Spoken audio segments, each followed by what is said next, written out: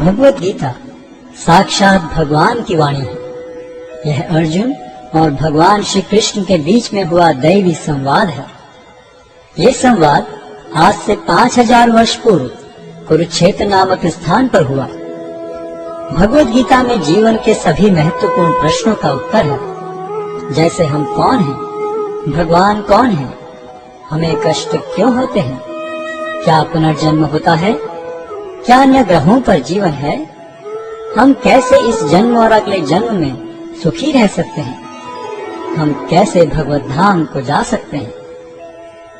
कोई पूछ सकता है कि कुरुक्षेत्र में हुए महान युद्ध जिसके दौरान भगवत गीता कही गई, उसका कारण क्या था।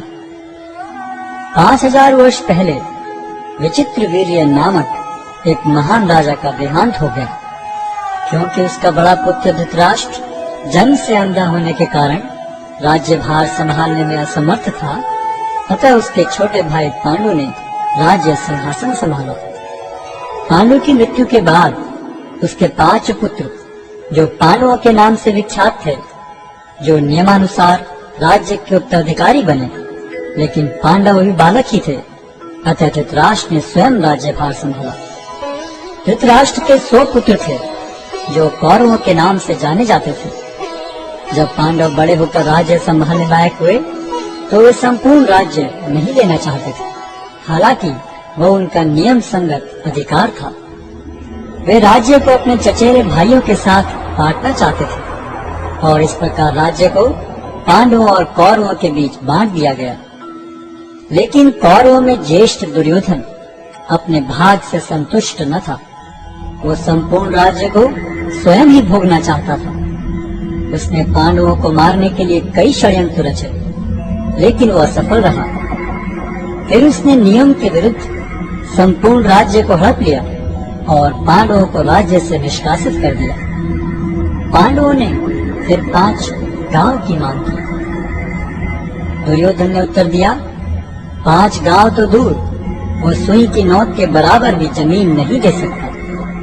भगवान श्री कृष्ण ने जमीन के इस झगड़े को शांतिपूर्ण एवं अहिंसात्मक तरीके से सुलझाने का प्रस्ताव रखा, लेकिन दुर्योधन ने यह प्रस्ताव को अस्वीकार करते हुए पांडवों के प्रति युद्ध की घोषणा कर दी, और इस प्रकार महाभारत का महान युद्ध अवश्य भारी हो गया।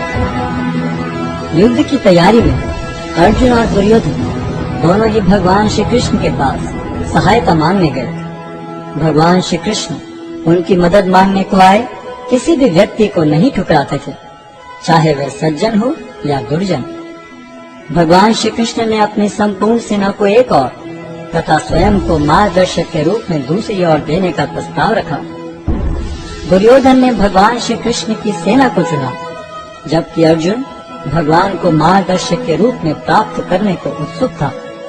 इस प्रकार भगवान श्री कृष्ण अर्जुन के मार्गदर्शक तथा सारथी बने। युद्ध स्थल में अर्जुन एक दुविधा में पड़ गया कि वह अपने अधिकारों के लिए लड़े, जिसके लिए आवश्यक था अपने ही स्वजनों का वध, या युद्ध भूमि से पलायन कर दुष्ट दुर्योधन को राज्य पर शासन करने दे।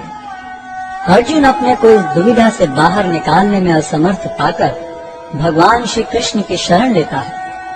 शरणागत आए अपने मित्र एवं भक्त अर्जुन को भगवान श्री कृष्ण भगवत गीता के दिव्य उपदेश द्वारा इस दुविधा से उबारते हैं, और श्रीमद् भगवत गीता के माध्यम से अर्जुन के ही समान अपनी शरण में आए सभी भक्तों का गीता महात्म्य के अनुसार भगवत गीता दिव्य साहित्य है, जिसको ध्यान पूर्वक पढ़ना चाहिए। गीता शास्त्रमिदं पुण्यम यह पठेत प्रयतः पुमान्। यदि कोई भगवत गीता के उपदेशों का पालन करे, तो वह जीवन के दुखों तथा चिंताओं से मुक्त हो सकता है। भय शोकादि वर्जितः, वह इस जीवन में सारे भय से मुक्त हो जाएगा और उसका अगला जीवन आध्यात्मिक होगा। गीताध्ययनशीलस्य प्राणायाम परस्य च नैव सन्ति ही पापानि पूर्व जन्म कृतानि च। यदि कोई भगवत गीता को निष्ठा तथा गंभीरता के साथ पढ़ता है, तो भगवान की कृपा से उसके सारे पूर्व दुष्कर्मों के फलों का उस पर कोई प्रभाव नहीं पड़ता। मलिने मोचनम पुंसाम जल स्नानम दिने दिने सकृत गीतामृत स्नानम संसारमलम नाशनम।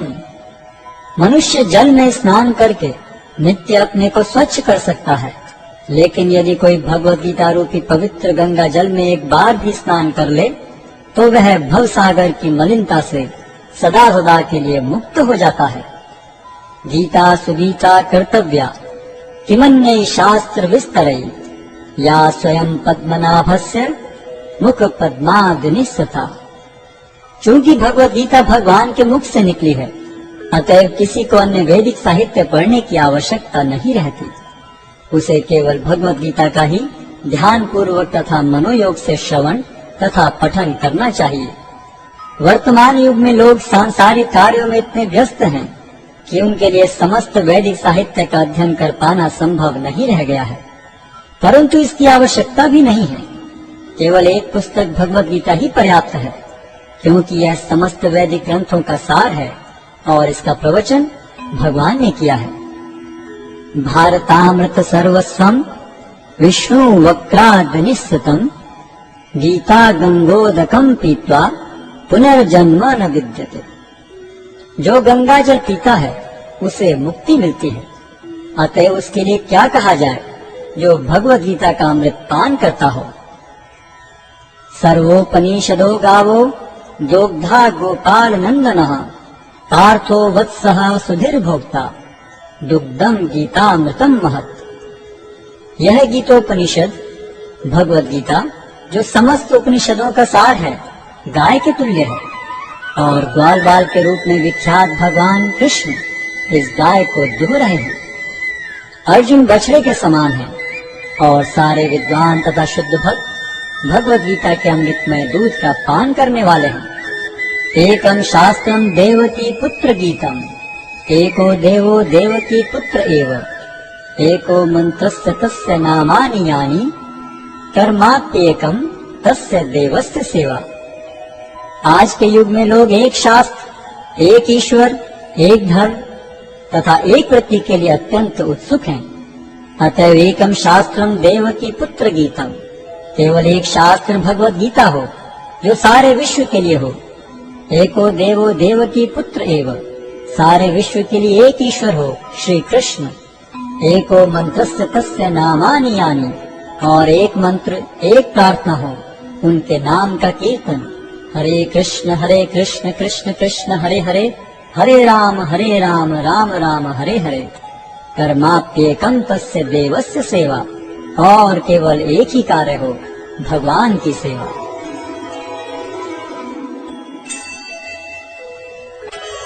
अध्याय 1 कुरुक्षेत्र के युद्ध स्थल में सैन्य निरीक्षण। धृतराष्ट्र ने कहा, हे संजय, धर्म भूमि कुरुक्षेत्र में युद्ध की इच्छा से एकत्र हुए मेरे तथा पांडु के पुत्रों ने क्या किया? संजय ने कहा, हे राजन, पांडु पुत्रों द्वारा सेना की व्यूह रचना देखकर राजा दुर्योधन अपने गुरु के पास गया और उसने ये शब्द कहे, हे आचार्य, पांडु पुत्रों की विशाल सेना को देखें, जिसे आपके बुद्धिमान शिष्य द्रुपद के पुत्र ने इतने कौशल से व्यवस्थित किया है। इस सेना में भीम तथा अर्जुन के समान युद्ध करने वाले अनेक वीर धनुर्धर हैं, यथा महारथी युयुधान, विराट तथा द्रुपद। इनके साथ ही धृष्टकेतु, चेकितान, काशीराज, पुरुजित, कुंतीभोज तथा शैब्य जैसे महान शक्तिशाली योद्धा भी हैं।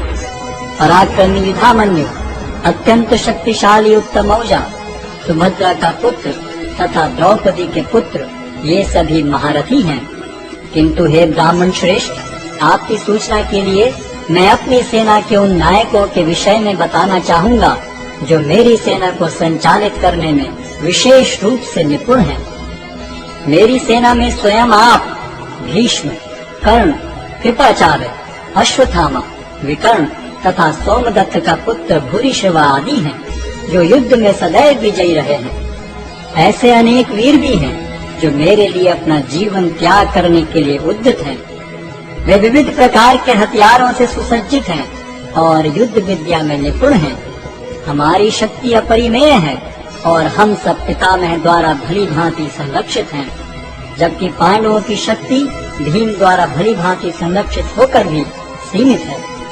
अतः इस सैन्य व्यूह में अपने अपने मोर्चों पर खड़े रहकर आप सभी भीष्म पितामह को पूरी सहायता दें। तब कुरुवंश के वयोवृद्ध परम प्रतापी एवं वृद्ध पितामह ने सिंह गर्जन किसी ध्वनि करने वाले अपने शंख को उच्च स्वर में बजाया, जिससे दुर्योधन को हर्ष हुआ। तत्पश्चात शंख, नगाड़े, बिगुल, तुरही तथा सिंह सहसा एक साथ बज उठे। वह समवेत स्वर अत्यंत कोलाहल पूर्ण था। दूसरी ओर से श्वेत घोड़ों द्वारा खींचे जाने वाले विशाल रथ पर आसीन कृष्ण तथा अर्जुन ने अपने अपने दिव्य शंख बजाए। भगवान कृष्ण ने अपना पांचजन्य शंख बजाया। अर्जुन ने देवदत्त शंख तथा अति भौजी एवं अति मानवीय कार्य करने वाले भीम ने पौंड नामक भयंकर शंख बजाया। हे राजन, कुंती पुत्र राजा युधिष्ठिर ने अपना अनंत विजय नामक शंख बजाया तथा नकुल और सहदेव ने सुघोष एवं मणि पुष्पक शंख बजाए।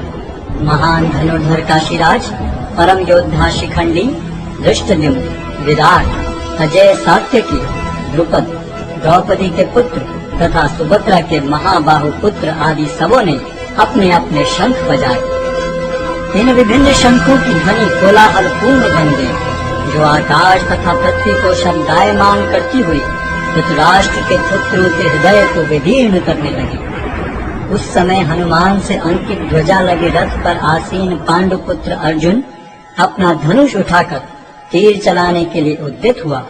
हे राजन, धृतराष्ट्र के पुत्रों को व्यूह में खड़ा देखकर अर्जुन ने श्री कृष्ण से ये वचन कहे। अर्जुन ने कहा, हे अच्युत, कृपा करके मेरा रथ दोनों सेनाओं के बीच ले चले, जिससे मैं यहाँ उपस्थित युद्ध की अभिलाषा रखने वालों को और शस्त्रों की इस महान परीक्षा में जिनसे मुझे संघर्ष करना है उन्हें देख सकूं।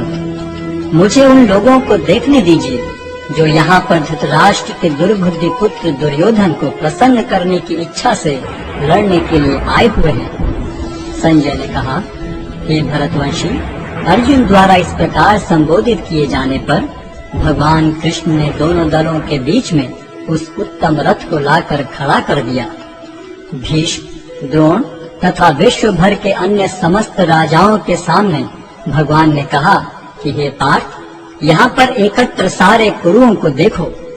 अर्जुन ने वहाँ पर दोनों पक्षों की सेनाओं के मध्य में अपने चाचा ताऊओं, पितामहों, गुरुओं, मामाओं, भाइयों, पुत्रों, पौत्रों, मित्रों, ससुरों और शुभ चिंतकों को भी देखा। जब कुंती पुत्र अर्जुन ने मित्रों तथा संबंधियों की इन विभिन्न श्रेणियों को देखा तो वह करुणा से अभिभूत हो गया और इस प्रकार बोला।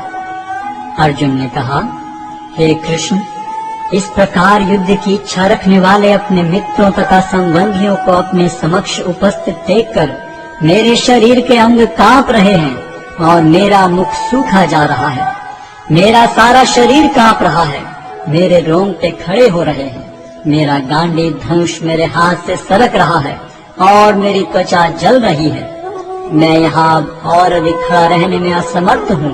मैं अपने को भूल रहा हूँ और मेरा सिर चकरा रहा है। हे कृष्ण, मुझे तो केवल अमंगल के कारण दिख रहे हैं। हे कृष्ण, इस युद्ध में अपने ही स्वजनों का वध करने से न तो मुझे कोई अच्छाई दिखती है और न मैं उससे किसी प्रकार की विजय, राज्य या सुख की इच्छा रखता हूँ। हे गोविंद, हमें राज्य, सुख अथवा इस जीवन से क्या लाभ, क्योंकि जिन सारे लोगों के लिए हम उन्हें चाहते हैं वे ही इस युद्ध भूमि में खड़े हैं। हे मधुसूदन, जब गुरुजन, पितृगण, पुत्रगण, पितामह, मामा, ससुर, पौत्रगण, साले तथा अन्य सारे संबंधी अपना अपना धन एवं प्राण देने के लिए तत्पर हैं और मेरे समक्ष खड़े हैं, तो फिर मैं इन सब को क्यों मारना चाहूँगा, भले ही वे मुझे क्यों न मार डालें। हे जीवों के पालक, मैं इन सबों से लड़ने को तैयार नहीं, भले ही बदले में मुझे तीनों लोग क्यों न मिलते हों। इस पृथ्वी की तो बात ही छोड़ दें। भला धृतराष्ट्र के पुत्रों को मारकर हमें कौन सी प्रसन्नता मिलेगी। यदि हम ऐसे आतताइयों का वध करते हैं तो हम पर पाप चढ़ेगा अतः यह उचित नहीं होगा कि हम धृतराष्ट्र के पुत्रों तथा उनके मित्रों का वध करें। हे लक्ष्मीपति कृष्ण, इससे हमें क्या लाभ होगा और अपने ही कुटुंबियों को मारकर हम किस प्रकार सुखी हो सकते हैं। हे जनार्दन, यद्यपि लोक से अभिभूत चित्त वाले ये लोग अपने परिवार को मारने या अपने मित्रों से द्रोह करने में कोई दोष नहीं देखते, किंतु हम लोग जो परिवार के विनष्ट करने में अपराध देख सकते हैं, ऐसे पाप कर्मों में क्यों प्रवृत्त हों। कुल का नाश होने पर सनातन कुल परंपरा नष्ट हो जाती है और इस तरह शेष कुल भी अधर्म में प्रवृत्त हो जाता है। हे कृष्ण, जब कुल में अधर्म प्रमुख हो जाता है तो कुल की स्त्रियां दूषित हो जाती हैं और स्त्रीत्व के पतन से हे वृष्णिवंशी अवांछित संतानें उत्पन्न होती हैं। अवांछित संतानों की वृद्धि से निश्चय ही परिवार के लिए तथा पारिवारिक परंपरा को विनष्ट करने वालों के लिए नारकीय जीवन उत्पन्न होता है। ऐसे पतित कुलों के पुरखे गिर जाते हैं, क्योंकि उन्हें जल तथा पिंडदान देने की क्रियाएं समाप्त हो जाती हैं। जो लोग कुल परंपरा को विनष्ट करते हैं और इस तरह अवांछित संतानों को जन्म देते हैं, उनके दुष्कर्मों से समस्त प्रकार की सामुदायिक योजनाएं तथा पारिवारिक कल्याण कार्य विनष्ट हो जाते हैं। हे प्रजापालक कृष्ण, मैंने गुरु परंपरा से सुना है कि जो लोग कुल धर्म का विनाश करते हैं वे सदैव नरक में वास करते हैं। ओहो, कितने आश्चर्य की बात है कि हम सब जघन्य पाप कर्म करने के लिए उद्यत हो रहे हैं। राज्य सुख भोगने की इच्छा से प्रेरित होकर हम अपने ही संबंधियों को मारने पर तुले हैं। यदि शस्त्रधारी धृतराष्ट्र के पुत्र मुझ निहत्थे तथा रणभूमि में प्रतिरोध न करने वाले को मारें तो यह मेरे लिए श्रेयस्कर होगा। संजय ने कहा, युद्ध भूमि में इस प्रकार कहकर अर्जुन ने अपना धनुष तथा बाण एक ओर रख दिया और शोक संतप्त चित्त से रथ के आसन पर बैठ गया।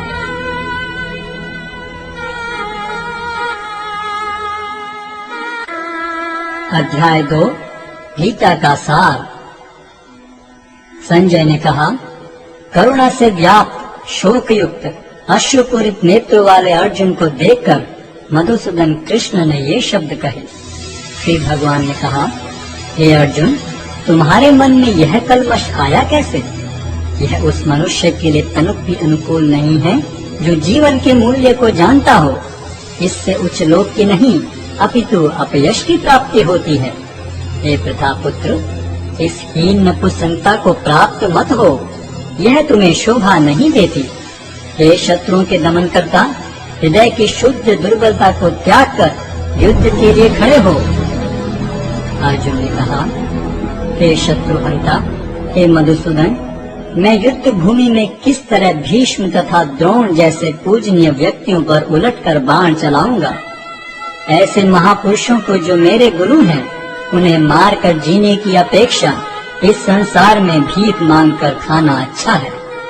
भले ही वे सांसारिक लाभ के इच्छुक हों, किंतु हैं तो गुरुजन ही। यदि उनका वध होता है तो हमारे द्वारा भोग्य प्रत्येक वस्तु उनके रक्त से सनी होगी। हम यह भी नहीं जानते कि हमारे लिए क्या श्रेष्ठ है, उनको जीतना या उनके द्वारा जीते जाना। यदि हम धृतराष्ट्र के पुत्रों का वध कर देते हैं तो हमें जीवित रहने की आवश्यकता नहीं है, फिर भी वे युद्ध भूमि में हमारे समक्ष खड़े हैं। अब मैं अपनी कृपण दुर्बलता के कारण अपना कर्तव्य भूल गया हूँ और सारा धैर्य खो चुका हूँ। ऐसी अवस्था में मैं आपसे पूछ रहा हूँ कि जो मेरे लिए श्रेयस्कर हो उससे निश्चित रूप से बताएं। अब मैं आपका शिष्य हूँ और आपका शरणागत हूँ, कृपया मुझे उपदेश दें। मुझे ऐसा कोई साधन नहीं दिखता जो मेरी इंद्रियों को सुखाने वाले इस शोक को दूर कर सके। स्वर्ग पर देवताओं के अधिपत्य की तरह इस धन धान्य संपन्न सारी पृथ्वी पर निष्कंटक राज्य प्राप्त करके भी मैं इस शोक को दूर नहीं कर सकूंगा। संजय ने कहा, इस प्रकार कहने के बाद शत्रुओं का दमन करने वाला अर्जुन कृष्ण से बोला, हे गोविंद, मैं युद्ध नहीं करूंगा, और चुप हो गया। हे भरतवंशी धृतराष्ट्र, उस समय दोनों सेनाओं के मध्य शोकमग्न अर्जुन से कृष्ण ने मानो हंसते हुए ये शब्द कहे। श्री भगवान ने कहा, तुम पांडित्यपूर्ण वचन करते हुए उनके लिए शोक कर रहे हो जो शोक करने योग्य नहीं है। जो विद्वान होते हैं वे न तो जीवित के लिए न ही मृत के लिए शोक करते हैं। ऐसा कभी नहीं हुआ कि मैं न रहा हूँ या तुम न रहे हो, अथवा ये समस्त राजा न रहे हों, और न ऐसा है कि भविष्य में हम लोग नहीं रहेंगे।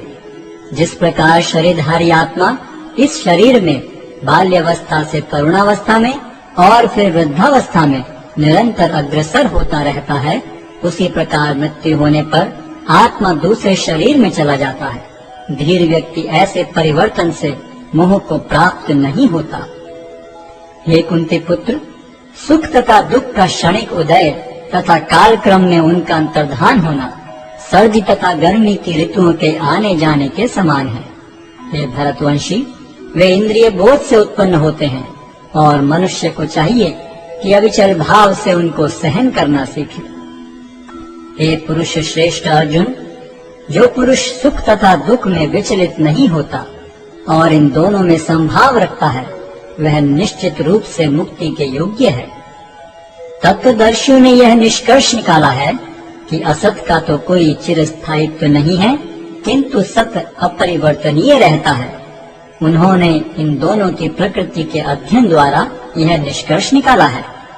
जो सारे शरीर में व्याप्त है उसे ही तुम अविनाशी समझो। उस अव्यय आत्मा को नष्ट करने में कोई भी समर्थ नहीं है। अविनाशी, अप्रमेय तथा शाश्वत जीव के भौतिक शरीर का अंत अवश्यम भावी है। अतः हे भरतवंशी, युद्ध करो। जो इस जीवात्मा को मारने वाला समझता है तथा जो इसे मरा हुआ समझता है, वे दोनों ही अज्ञानी हैं, क्योंकि आत्मा न तो मरता है और न मारा जाता है। आत्मा के लिए किसी भी काल में न तो जन्म है न मृत्यु। वह न तो कभी जन्मा है, न जन्म लेता है और न जन्म लेगा। वह अजन्मा, नित्य, शाश्वत तथा पुरातन है। शरीर के मारे जाने पर वह मारा नहीं जाता। हे पार्थ, जो व्यक्ति यह जानता है कि आत्मा अविनाशी, अजन्मा, शाश्वत तथा अव्यय है, वह भला किसी को कैसे मार सकता है या मरवा सकता है। जिस प्रकार मनुष्य पुराने वस्त्रों का त्याग कर नए वस्त्र धारण करता है, उसी प्रकार आत्मा पुराने तथा व्यर्थ के शरीरों को त्याग कर नवीन भौतिक शरीर धारण करता है। यह आत्मा न तो कभी किसी शस्त्र द्वारा खंड खंड किया जा सकता है, न अग्नि द्वारा जलाया जा सकता है, न जल द्वारा भिगोया या वायु द्वारा सुखाया जा सकता है। यह आत्मा अखंडित तथा अघुरनशील है।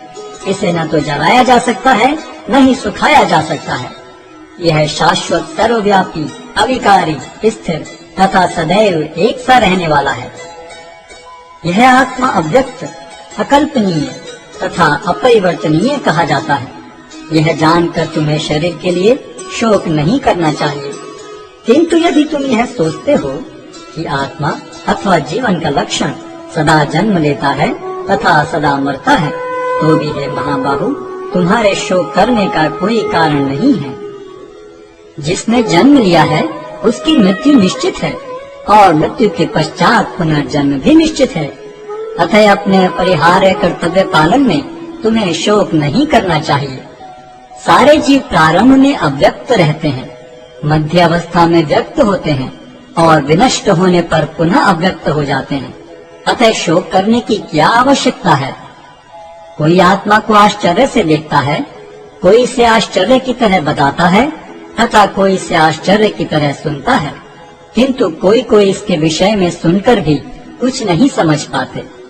हे भरतवंशी, शरीर में रहने वाले का कभी भी वध नहीं किया जा सकता। अतः तुम्हें किसी भी जीव के लिए शोक करने की आवश्यकता नहीं है।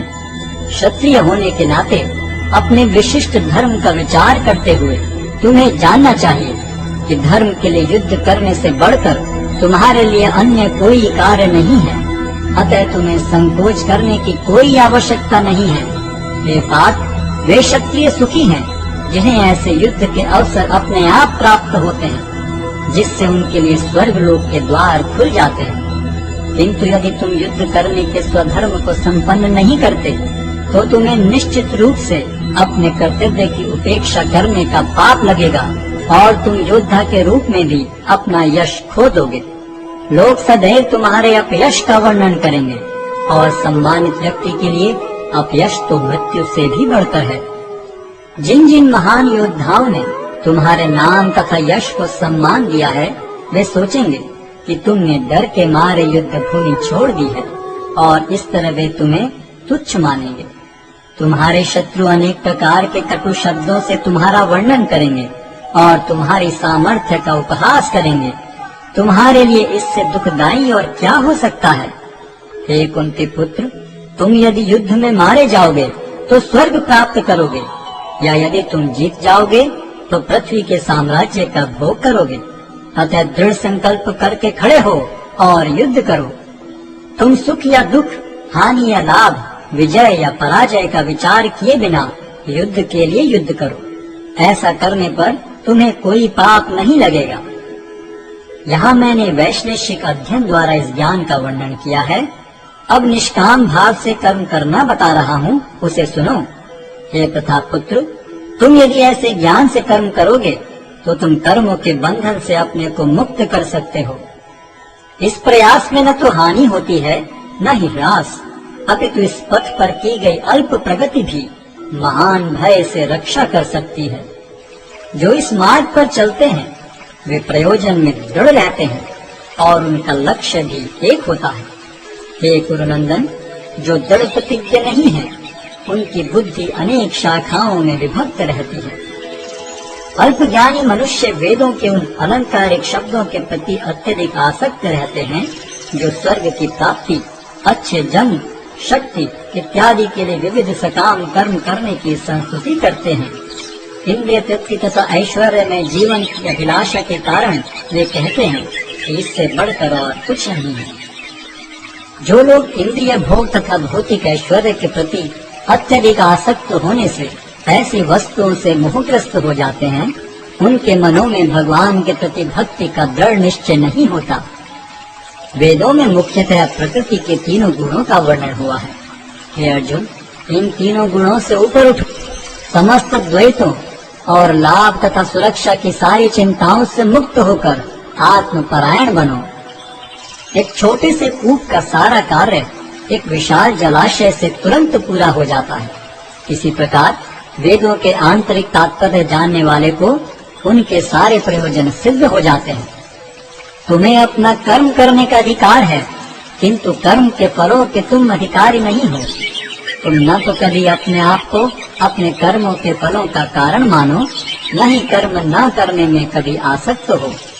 हे अर्जुन, जय अथवा पराजय की समस्त आसक्ति त्याग कर समभाव से अपना कर्म करो, ऐसी समता योग कहलाती है। हे धनंजय, भक्ति के द्वारा समस्त गर्हित कर्मों से दूर रहो और उसी भाव से भगवान की शरण ग्रहण करो। जो व्यक्ति अपने सकाम कर्म फलों को भोगना चाहते हैं वे कृपण हैं।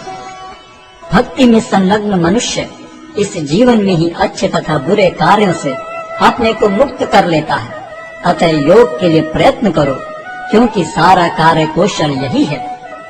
इस तरह भगवत भक्ति में लगे रहकर बड़े बड़े ऋषि, मुनि अथवा भक्तगण अपने आप को इस भौतिक संसार में कर्म के फलों से मुक्त कर लेते हैं। इस प्रकार वे जन्म मृत्यु के चक्र से छूट जाते हैं और भगवान के पास जाकर उस अवस्था को प्राप्त करते हैं जो समस्त दुखों से परे है। जब तुम्हारी बुद्धि मोह रूपी सघन वन को पार कर जाएगी तो तुम सुने हुए तथा सुनने योग्य सब के प्रति अन्य मनस्क हो जाओगे। जब तुम्हारा मन वेदों की अलंकारमयी भाषा से विचलित न हो और वह आत्म साक्षात्कार की समाधि में स्थिर हो जाए, तब तुम्हें दिव्य चेतना प्राप्त हो जाएगी। अर्जुन ने कहा, हे कृष्ण, अध्यात्म में लीन चेतना वाले व्यक्ति के क्या लक्षण हैं? वह कैसे बोलता है तथा उसकी भाषा क्या है? वह किस तरह बैठता और चलता है?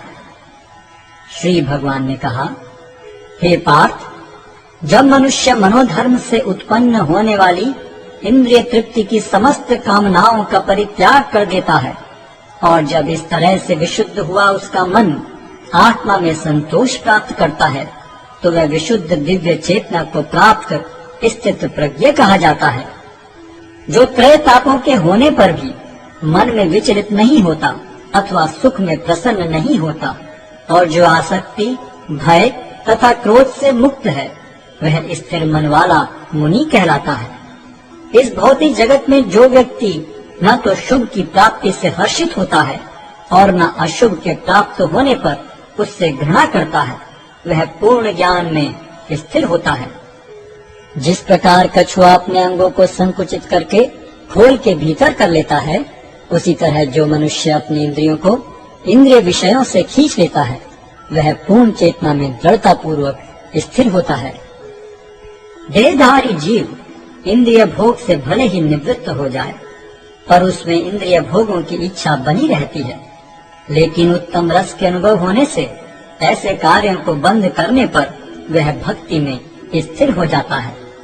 हे अर्जुन, इंद्रियां इतनी प्रबल तथा वेगवान हैं कि वे उस विवेकी पुरुष के मन को भी बलपूर्वक हर लेती हैं, जो उन्हें वश में करने का प्रयत्न करता है।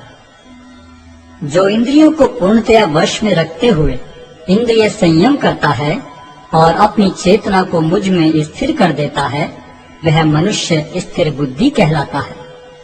इंद्रिय विषयों का चिंतन करते हुए मनुष्य की उनमें आसक्ति उत्पन्न हो जाती है, और ऐसी आसक्ति से काम उत्पन्न होता है, और फिर काम से क्रोध प्रकट होता है। क्रोध से पूर्ण मोह उत्पन्न होता है, और मोह से स्मरण शक्ति का विभ्रम हो जाता है। जब स्मरण शक्ति भ्रमित हो जाती है, तो बुद्धि नष्ट हो जाती है, और बुद्धि नष्ट होने पर मनुष्य भवकूप में पुनः गिर जाता है। किंतु राग तथा द्वेष से मुक्त एवं अपनी इंद्रियों को संयम द्वारा वश में करने में समर्थ व्यक्ति भगवान की पूर्ण कृपा प्राप्त कर सकता है।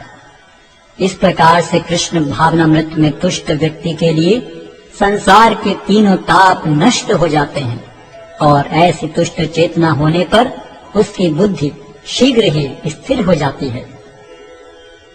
जो कृष्ण भावनामृत में परमेश्वर से संबंधित नहीं है, उनकी न तो बुद्धि दिव्य होती है और न ही मन स्थिर होता है, जिसके बिना शांति की कोई संभावना नहीं है।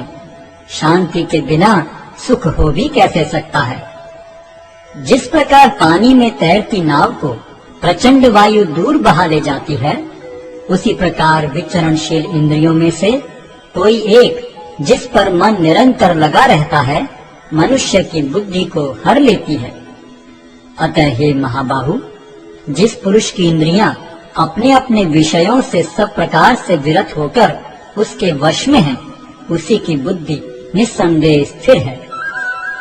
जो सब जीवों के लिए रात्रि है, वह आत्म संयमी के जागने का समय है, और जो समस्त जीवों के जागने का समय है, वह आत्मनिरीक्षक मुनि के लिए रात्रि है। जो पुरुष समुद्र में निरंतर प्रवेश करती रहने वाली नदियों के समान इच्छाओं के निरंतर प्रवाह से विचलित नहीं होता, और जो सदैव स्थिर रहता है, वही शांति प्राप्त कर सकता है, वह नहीं जो ऐसी इच्छाओं को तुष्ट करने की चेष्टा करता हो। जिस व्यक्ति ने इंद्रिय तृप्ति की समस्त इच्छाओं का परित्याग कर दिया है, जो इच्छाओं से रहित रहता है, और जिसने सारी ममता त्याग दी है तथा अहंकार से रहित है, वही वास्तविक शांति को प्राप्त कर सकता है। यह आध्यात्मिक तथा ईश्वरीय जीवन का पथ है, जिसे प्राप्त करके मनुष्य मोहित नहीं होता। यदि कोई जीवन के अंतिम समय में भी इस तरह स्थित हो, तो वह भगवत धाम में प्रवेश कर सकता है। अध्याय 3 कर्मयोग।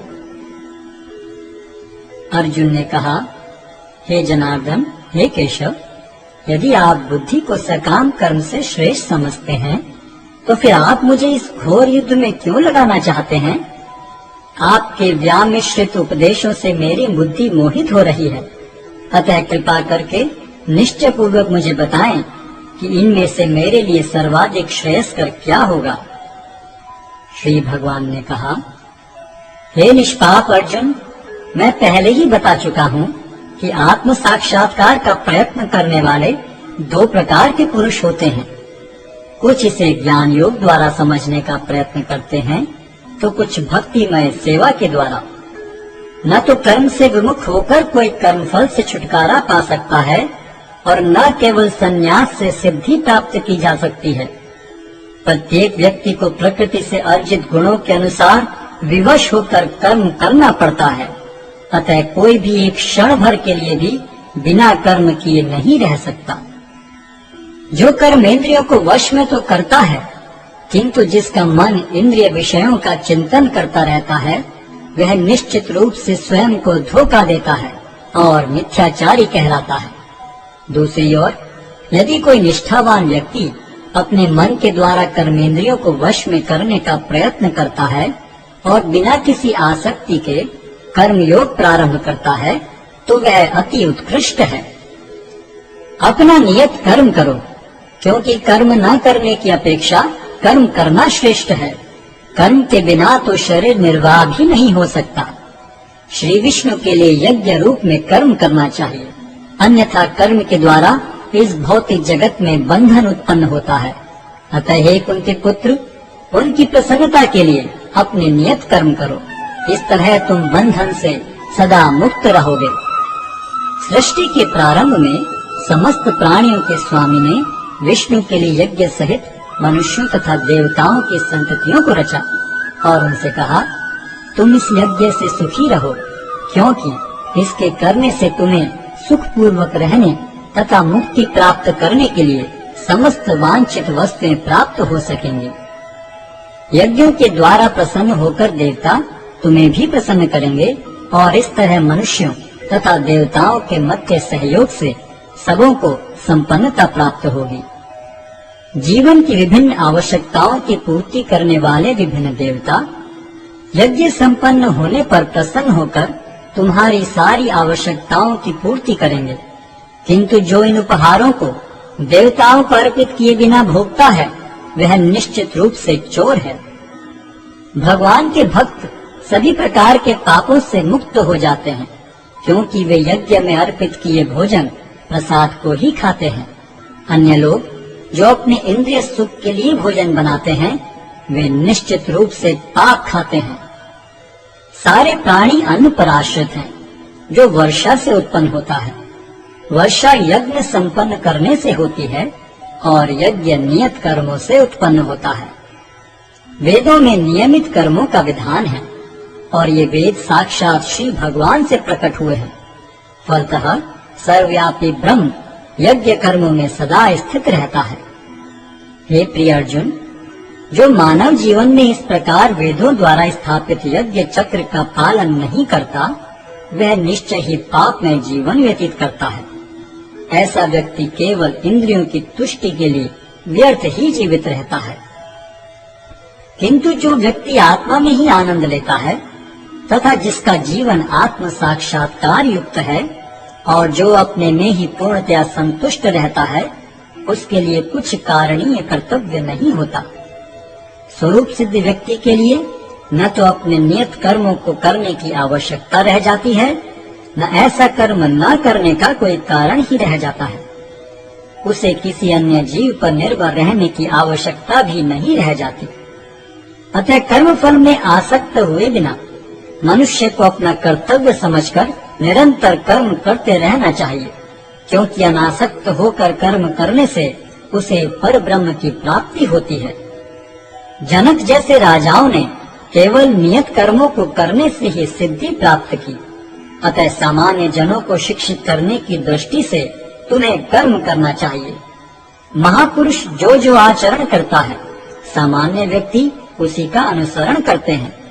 वह अपने अनुसरणीय कार्यों से जो आदर्श प्रस्तुत करता है, संपूर्ण विश्व उसका अनुसरण करता है। हे प्रथापुत्र, तीनों लोकों में मेरे लिए कोई भी कर्म नियत नहीं है। न मुझे किसी वस्तु का अभाव है और न आवश्यकता ही है, तो भी मैं नियत कर्म करने में तत्पर रहता हूँ। क्योंकि यदि मैं नियत कर्मों को सावधानी पूर्वक न करूँ, तो हे पार्थ, यह निश्चित है कि सारे मनुष्य मेरे पथ का ही अनुगमन करेंगे। यदि मैं नियत कर्म न करूं तो ये सारे लोग नष्ट हो जाएंगे। तब मैं अवांछित जन समुदाय को उत्पन्न करने का कारण हो जाऊंगा और इस तरह संपूर्ण प्राणियों की शांति का विनाशक बनूंगा। जिस प्रकार अज्ञानी जन फल की आसक्ति से कार्य करते हैं, उसी तरह विद्वान जनों को चाहिए कि वे लोगों को उचित पथ पर ले जाने के लिए अनासक्त रहकर कार्य करें। विद्वान व्यक्ति को चाहिए कि वह सकाम कर्मों में आसक्त अज्ञानी पुरुषों को कर्म करने से रोके नहीं, ताकि उनके मन विचलित न हो, अपितु भक्ति भाव से कर्म करते हुए वह उन्हें सभी प्रकार के कार्यों में लगाएं, जिससे कृष्ण भावनामृत का क्रमिक विकास हो। जीवात्मा अहंकार के प्रभाव से मोहग्रस्त होकर अपने आप को समस्त कर्मों का कर्ता मान बैठता है, जबकि वास्तव में वे प्रकृति के तीनों गुणों द्वारा संपन्न किए जाते हैं। हे महाबाहो, भक्ति भाव में कर्म तथा सकाम कर्म के भेद को भली भांति जानते हुए जो परम सत्य को जानने वाला है, वह कभी भी अपने आप को इंद्रियों में तथा इंद्रिय तृप्ति में नहीं लगाता। माया के गुणों से मोहग्रस्त होने पर अज्ञानी पुरुष पूर्णतया भौतिक कार्यों में संलग्न रहकर उनमें आसक्त हो जाते हैं। यद्यपि उनके ये कार्य उनमें ज्ञानाभाव के कारण अधम होते हैं, किंतु ज्ञानी को चाहिए कि उन्हें विचलित न करे। अतः हे अर्जुन, अपने सारे कार्यों को मुझ में समर्पित करके मेरे पूर्ण ज्ञान से युक्त होकर लाभ की आकांक्षा से रहित, स्वामित्व के किसी दावे के बिना तथा आलस्य से रहित होकर युद्ध करो। जो व्यक्ति मेरे आदेशों के अनुसार अपना कर्तव्य करते रहते हैं और ईर्ष्या रहित होकर इस उपदेश का श्रद्धा पूर्वक पालन करते हैं, वे सकाम कर्मों के बंधन से मुक्त हो जाते हैं। किंतु जो ईर्ष्यावश इन उपदेशों की उपेक्षा करते हैं और इनका पालन नहीं करते, उन्हें समस्त ज्ञान से रहित, दिग्भ्रमित तथा सिद्धि के प्रयासों में नष्ट भ्रष्ट समझना चाहिए। ज्ञानी पुरुष भी अपनी प्रकृति के अनुसार कार्य करता है, क्योंकि सभी प्राणी तीनों गुणों से प्राप्त अपनी प्रकृति का ही अनुसरण करते हैं। भला दमन से क्या हो सकता है? प्रत्येक इंद्रिय तथा उसके विषय से संबंधित राग द्वेष को व्यवस्थित करने के नियम होते हैं। मनुष्य को ऐसे राग तथा द्वेष के वशीभूत नहीं होना चाहिए, क्योंकि ये आत्म साक्षात्कार के मार्ग में अवरोधक हैं। अपने नियत कर्मों को दोषपूर्ण ढंग से संपन्न करना भी अन्य के कर्मों को भली भांति करने से श्रेयस्कर है। स्वीय कर्मों को करते हुए मरना पराये कर्मों में प्रवृत्त होने की अपेक्षा श्रेष्ठतर है, क्योंकि अन्य किसी के मार्ग का अनुसरण भयावह होता है। अर्जुन ने कहा, हे विष्णुवंशी, मनुष्य न चाहते हुए भी पाप कर्मों के लिए प्रेरित क्यों होता है? ऐसा लगता है कि उसे बलपूर्वक उनमें लगाया जा रहा हो। श्री भगवान ने कहा, हे अर्जुन, इसका कारण रजोगुण के संपर्क से उत्पन्न काम है, जो बाद में क्रोध का रूप धारण करता है और जो इस संसार का सर्वभक्षी पापी शत्रु है। जिस प्रकार अग्नि धुएं से, दर्पण धूल से अथवा भ्रूण गर्भाशय से आवृत रहता है, उसी प्रकार जीवात्मा इस काम की विभिन्न मात्राओं से आवृत रहता है। इस प्रकार ज्ञान में जीवात्मा की शुद्ध चेतना उसके काम रूपी नित्य शत्रु से ढकी रहती है, जो कभी भी तुष्ट नहीं होता और अग्नि के समान जलता रहता है। इंद्रियां, मन तथा बुद्धि इस काम के निवास स्थान है। इनके द्वारा यह काम जीवात्मा के वास्तविक ज्ञान को ढककर उसे मोहित कर लेता है। इसलिए हे भरतवंशियों में श्रेष्ठ अर्जुन, प्रारंभ में ही इंद्रियों को वश में करके इस पाप के महान प्रतीक काम का दमन करो और ज्ञान तथा आत्म साक्षात्कार के इस विनाशकर्ता का वध करो। कर्म इंद्रियां जड़ पदार्थों की अपेक्षा श्रेष्ठ है।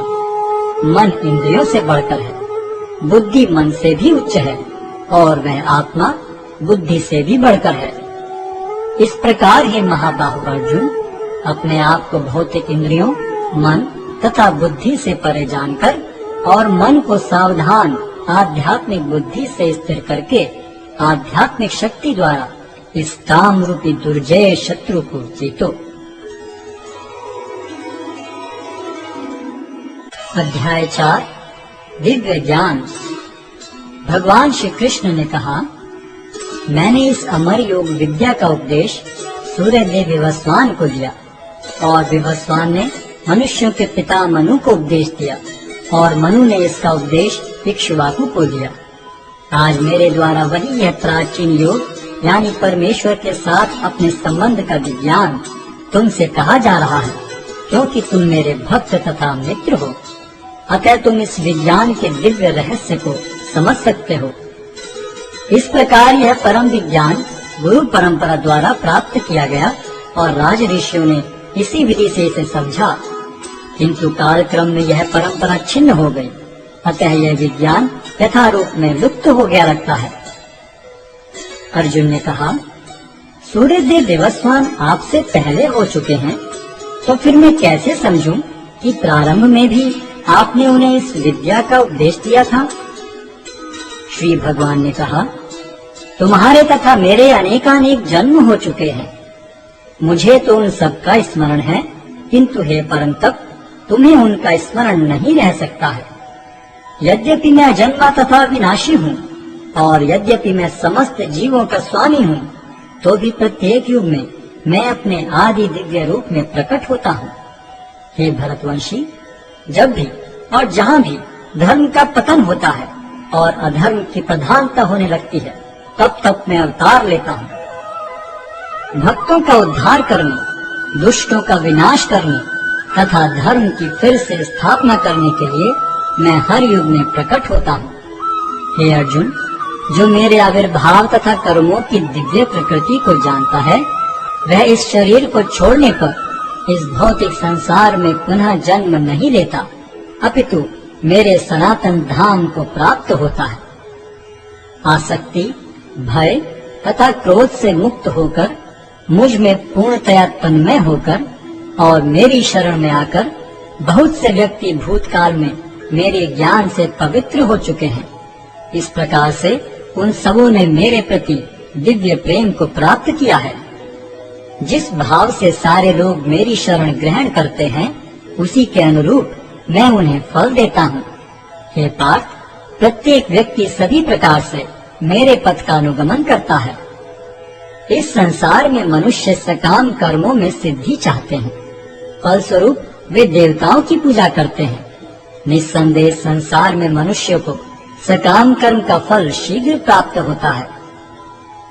प्रकृति के तीनों गुणों और उनसे संबद्ध कर्म के अनुसार मेरे द्वारा मानव समाज के 4 विभाग रचे गए। यद्यपि मैं इस व्यवस्था का सृष्टा हूँ, किंतु तुम यह जान लो कि मैं इतने पर भी अव्यय अकर्ता हूँ। मुझ पर किसी कर्म का प्रभाव नहीं पड़ता, न ही मैं कर्म फल की कामना करता हूँ। जो मेरे संबंध में सत्य को जानता है, वह भी कर्मों के फल के पाश में नहीं बंधता। प्राचीन काल में समस्त मुक्त आत्माओं ने मेरी दिव्य प्रकृति को जान करके ही कर्म किया। अतः तुम्हें चाहिए कि उनके पद चिन्हों का अनुसरण करते हुए अपने कर्तव्य का पालन करो। कर्म क्या है और अकर्म क्या है, इसे निश्चित करने में बुद्धिमान व्यक्ति भी मोहग्रस्त हो जाते हैं। अतः मैं तुमको बताऊंगा कि कर्म क्या है, जिसे जानकर तुम सारे अशुभ से मुक्त हो सकोगे। कर्म की बारीकियों को समझना अत्यंत कठिन है। अतः मनुष्य को चाहिए कि वह यह ठीक से जाने कि कर्म क्या है, विकर्म क्या है और अकर्म क्या है। जो मनुष्य कर्म में अकर्म और अकर्म में कर्म देखता है, वह सभी मनुष्यों में बुद्धिमान है और सब प्रकार के कर्म में प्रवृत्त रहकर भी दिव्य स्थिति में रहता है। जिस व्यक्ति का प्रत्येक प्रयास इंद्रिय तृप्ति की कामना से रहित होता है, उसे पूर्ण ज्ञानी समझा जाता है। उसे ही साधु पुरुष ऐसा करता कहते हैं, जिसने पूर्ण ज्ञान की अग्नि से कर्म फलों को भस्मसात कर दिया है।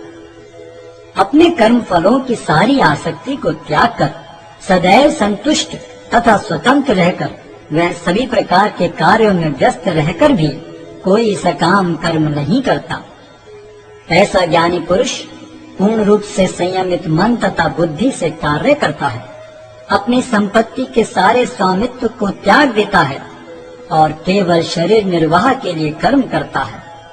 इस तरह कार्य करता हुआ वह पाप रूपी फलों से प्रभावित नहीं होता है।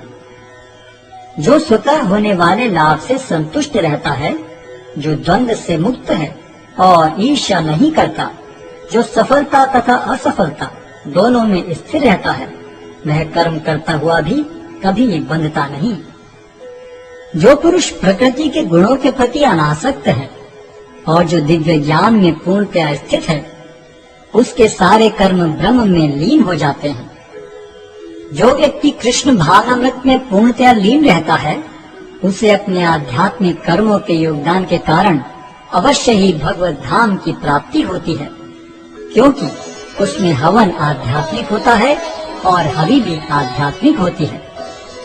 कुछ योगी विभिन्न प्रकार के यज्ञों द्वारा देवताओं की भली भांति पूजा करते हैं और कुछ परब्रह्म रूपी अग्नि में आहुति डालते हैं। इनमें से कुछ विशुद्ध ब्रह्मचारी श्रवण आदि क्रियाओं तथा इंद्रियों को मन के नियंत्रण रूपी अग्नि में स्वाहा कर देते हैं, तो दूसरे लोग इंद्रिय विषयों को इंद्रियों की अग्नि में स्वाहा कर देते हैं। दूसरे जो मन तथा इंद्रियों को वश में करके आत्म साक्षात्कार करना चाहते हैं, संपूर्ण इंद्रियों तथा प्राण वायु के कार्यों को संयमित मन रूपी अग्नि में आहुति कर देते हैं। कठोर व्रत अंगीकार करके कुछ लोग अपनी संपत्ति का त्याग करके कुछ कठिन तपस्या द्वारा, कुछ अष्टांग योग पद्धति के अभ्यास द्वारा अथवा दिव्य ज्ञान में उन्नति करने के लिए वेदों के अध्ययन द्वारा प्रबुद्ध बनते हैं।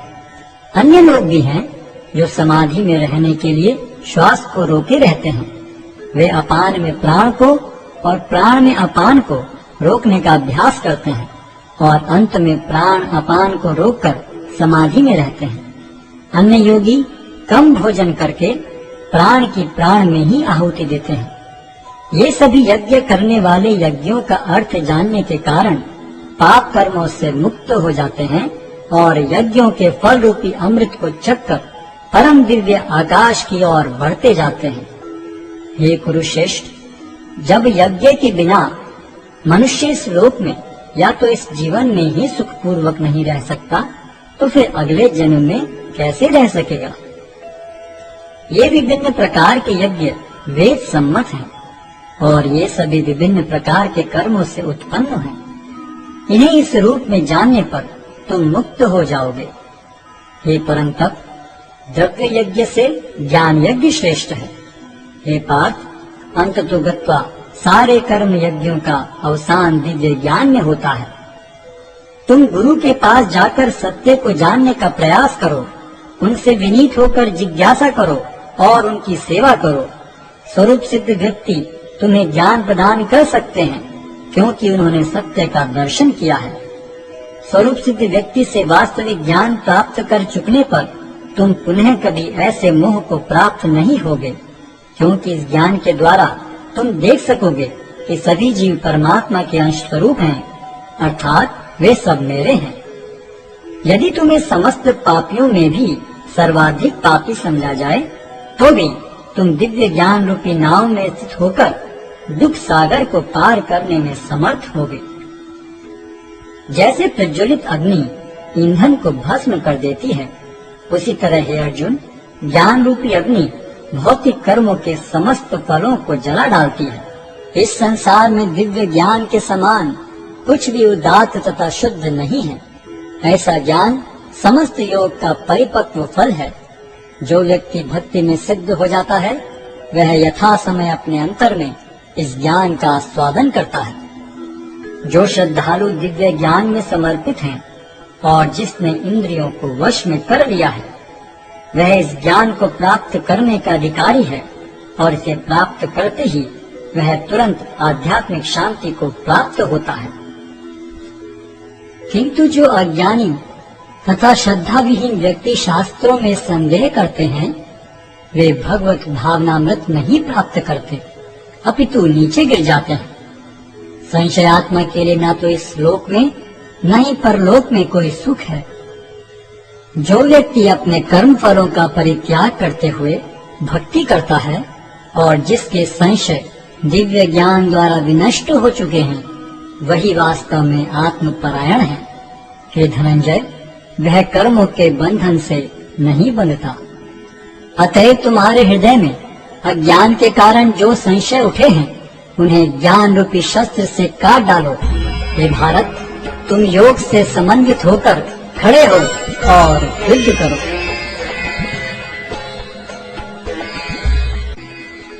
अध्याय 5 कर्मयोग, कृष्ण भावना भावित कर्म।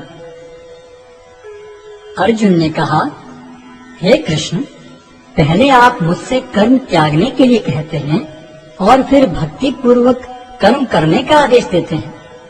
क्या आप अब कृपा करके निश्चित रूप से मुझे बताएंगे कि इन दोनों में से कौन अधिक लाभप्रद है? श्री भगवान ने उत्तर दिया, मुक्ति के लिए तो कर्म का परित्याग तथा भक्ति में कर्म दोनों ही उत्तम हैं, किंतु इन दोनों में से कर्म के परित्याग से भक्ति युक्त कर्म श्रेष्ठ है। जो पुरुष न तो कर्म फलों से घृणा करता है और न कर्म फल की इच्छा करता है, वह नित्य सन्यासी जाना जाता है।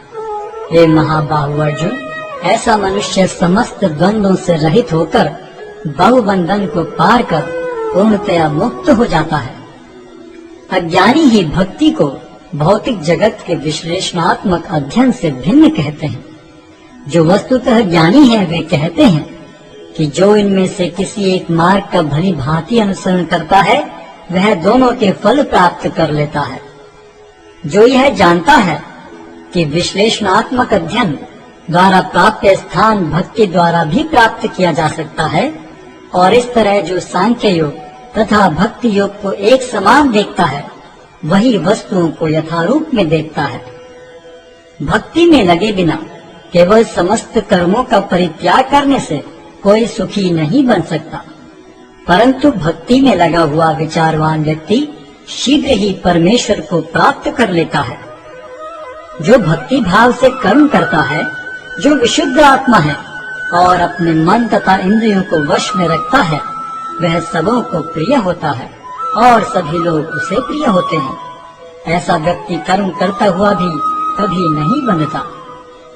दिव्य भावनामृत युक्त पुरुष देखते, सुनते, स्पर्श करते, सूंघते, खाते, चलते फिरते, सोते तथा श्वास लेते हुए भी अपने अंतर में सदैव यही जानता रहता है कि वास्तव में वह कुछ भी नहीं करता।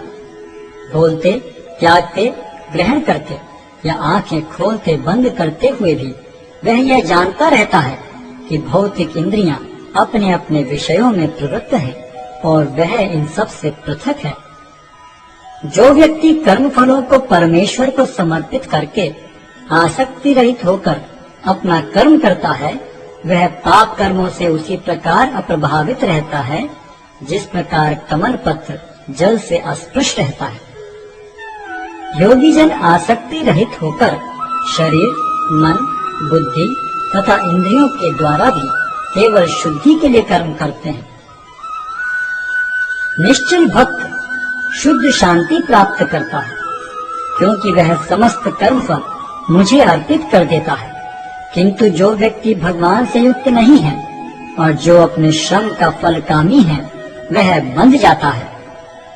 जब देहधारी जीवात्मा अपनी प्रकृति को वश में कर लेता है और मन से समस्त कर्मों का परित्याग कर देता है, तब वह 9 द्वारों वाले नगर में बिना कुछ किए कराए सुख पूर्वक रहता है। शरीर रूपी नगर का स्वामी देहधारी जीवात्मा न तो कर्म का सृजन करता है, न लोगों को कर्म करने के लिए प्रेरित करता है, न ही कर्म फल की रचना करता है। यह सब तो प्रकृति के गुणों द्वारा ही किया जाता है। परमेश्वर न तो किसी के पापों को ग्रहण करता है, न पुण्यों को, किंतु सारे देहधारी जीव उस अज्ञान के कारण मोहग्रस्त रहते हैं जो उनके वास्तविक ज्ञान को आच्छादित किए रहता है। किंतु जब कोई उस ज्ञान से प्रबुद्ध होता है जिससे अविद्या का विनाश होता है, तो उसके ज्ञान से सब कुछ उसी तरह प्रकट हो जाता है जैसे दिन में सूर्य से सारी वस्तुएं प्रकाशित हो जाती हैं। जब मनुष्य की बुद्धि, मन, श्रद्धा तथा शरण सब कुछ भगवान में स्थिर हो जाते हैं, तभी वह पूर्ण ज्ञान द्वारा समस्त कर्म से शुद्ध होता है और मुक्ति के पथ पर अग्रसर होता है। विनम्र साधु पुरुष अपने वास्तविक ज्ञान के कारण एक विद्वान तथा विनीत ब्राह्मण, गाय, हाथी, कुत्ता तथा चांडाल को समान दृष्टि से देखते हैं। जिनके मन एकत्व तथा समता में स्थिर हैं, उन्होंने जन्म तथा मृत्यु के बंधनों को पहले ही जीत लिया है। वे ब्रह्म के समान निर्दोष हैं और सदा ब्रह्म में ही स्थित रहते हैं। जो न तो प्रिय वस्तु को पाकर हर्षित होता है और न अप्रिय को पाकर विचलित होता है, जो स्थिर बुद्धि है, जो मोह रहित है और भगवद विद्या को जानने वाला है, वह पहले से ही ब्रह्म में स्थित रहता है। ऐसा मुक्त पुरुष भौतिक इंद्रिय सुख की ओर आकृष्ट नहीं होता, अपितु सदैव समाधि में रहकर अपने अंतर में आनंद का अनुभव करता है। इस प्रकार स्वरूप सिद्ध व्यक्ति पर ब्रह्म में एकाग्र चित्त होने के कारण असीम सुख भोगता है। बुद्धिमान मनुष्य दुख के कारणों में भाग नहीं लेता, जो कि भौतिक इंद्रियों के संसर्ग से उत्पन्न होते हैं। हे कुंती पुत्र, ऐसे भोगों का आदि तथा अंत होता है, अतः चतुर व्यक्ति उनमें आनंद नहीं लेता। यदि इस शरीर को त्यागने के पूर्व कोई मनुष्य इंद्रियों के वेगों को सहन करने तथा इच्छा एवं क्रोध के वेग को रोकने में समर्थ होता है, तो वह इस संसार में सुखी रह सकता है। जो अंतःकरण में सुख का अनुभव करता है, जो कर्मठ है और अंतःकरण में ही रमण करता है तथा जिसका लक्ष्य अंतर्मुखी होता है, वह सचमुच पूर्ण योगी है। वह पर ब्रह्म में मुक्ति पाता है और अंततोगत्वा ब्रह्म को प्राप्त होता है। जो लोग संशय से उत्पन्न होने वाले द्वैत से परे हैं, जिनके मन आत्म साक्षात्कार में रत हैं, जो समस्त जीवों के कल्याण कार्य करने में सदैव व्यस्त रहते हैं और जो समस्त पापों से रहित हैं, वे ब्रह्म निर्वाण को प्राप्त होते हैं। जो क्रोध तथा समस्त भौतिक इच्छाओं से रहित हैं, जो स्वरूप सिद्ध आत्म संयमी हैं और संसिद्धि के लिए निरंतर प्रयास करते हैं, उनकी मुक्ति निकट भविष्य में सुनिश्चित है। समस्त इंद्रिय विषयों को बाहर करके, दृष्टि को बाहों के मध्य में केंद्रित करके, प्राण तथा प्राण वायु को नथनों के भीतर रोककर और इस तरह मन, इंद्रियों तथा बुद्धि को वश में करके जो मोक्ष को लक्ष्य बनाता है, वह योगी इच्छा, भय तथा क्रोध से रहित हो जाता है। जो निरंतर इस अवस्था में रहता है, वह अवश्य ही मुक्त है। मुझे समस्त यज्ञों तथा तपस्याओं का परम भोक्ता, समस्त लोकों तथा देवताओं का परमेश्वर एवं समस्त जीवों का उपकारी एवं हितैषी जानकर मेरे भावनामृत से पूर्ण पुरुष भौतिक दुखों से शांति लाभ करता है।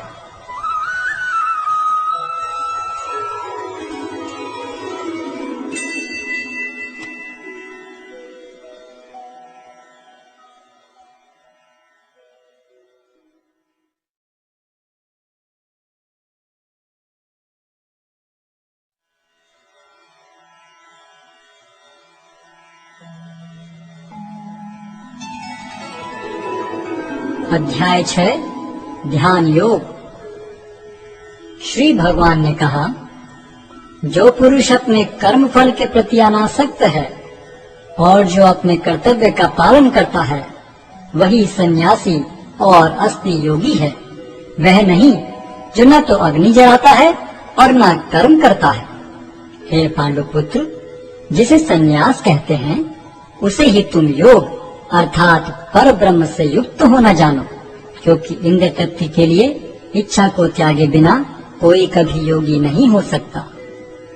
अष्टांग योग के नवसाधक के लिए कर्म साधन कहलाता है और योग सिद्ध पुरुष के लिए समस्त भौतिक कार्यकलापों का परित्याग ही साधन कहा जाता है।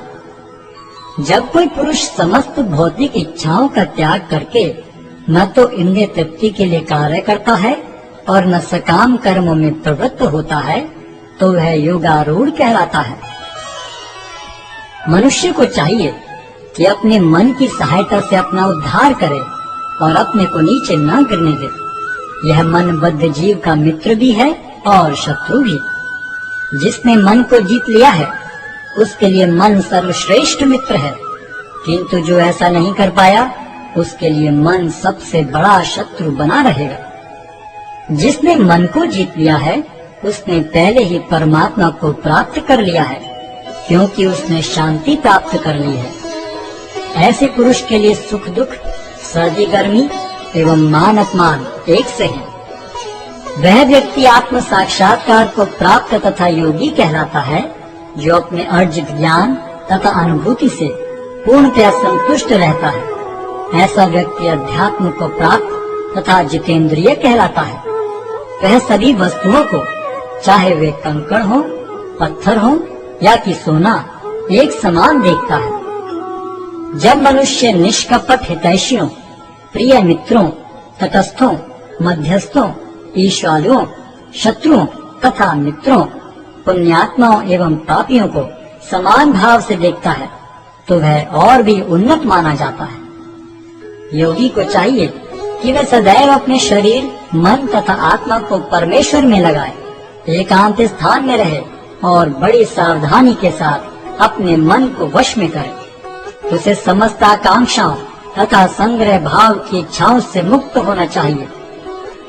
योगाभ्यास के लिए योगी एकांत स्थान में जाकर भूमि पर कुशा बिछा दे और फिर उसे मृगछाला से ढके तथा ऊपर से मुलायम वस्त्र बिछा दे। आसन न तो बहुत ऊंचा हो न बहुत नीचा, यह पवित्र स्थान में स्थित हो। योगी को चाहिए कि इस पर दृढ़ता पूर्वक बैठ जाए और मन, इंद्रियों तथा कर्मों को वश में करते हुए तथा मन को एक बिंदु पर स्थित करके हृदय को शुद्ध करने के लिए योगाभ्यास करे। योगाभ्यास करने वाले को चाहिए कि वह अपने शरीर, गर्दन तथा सिर को सीधा रखे और नाक के अगले सिरे पर दृष्टि लगाए।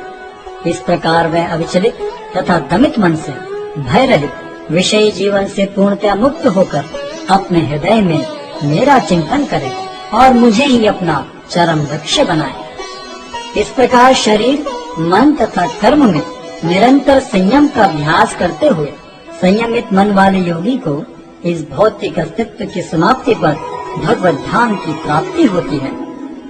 हे अर्जुन, जो अधिक खाता है या बहुत कम खाता है, जो अधिक सोता है अथवा जो पर्याप्त नहीं सोता, उसके योगी बनने की कोई संभावना नहीं है।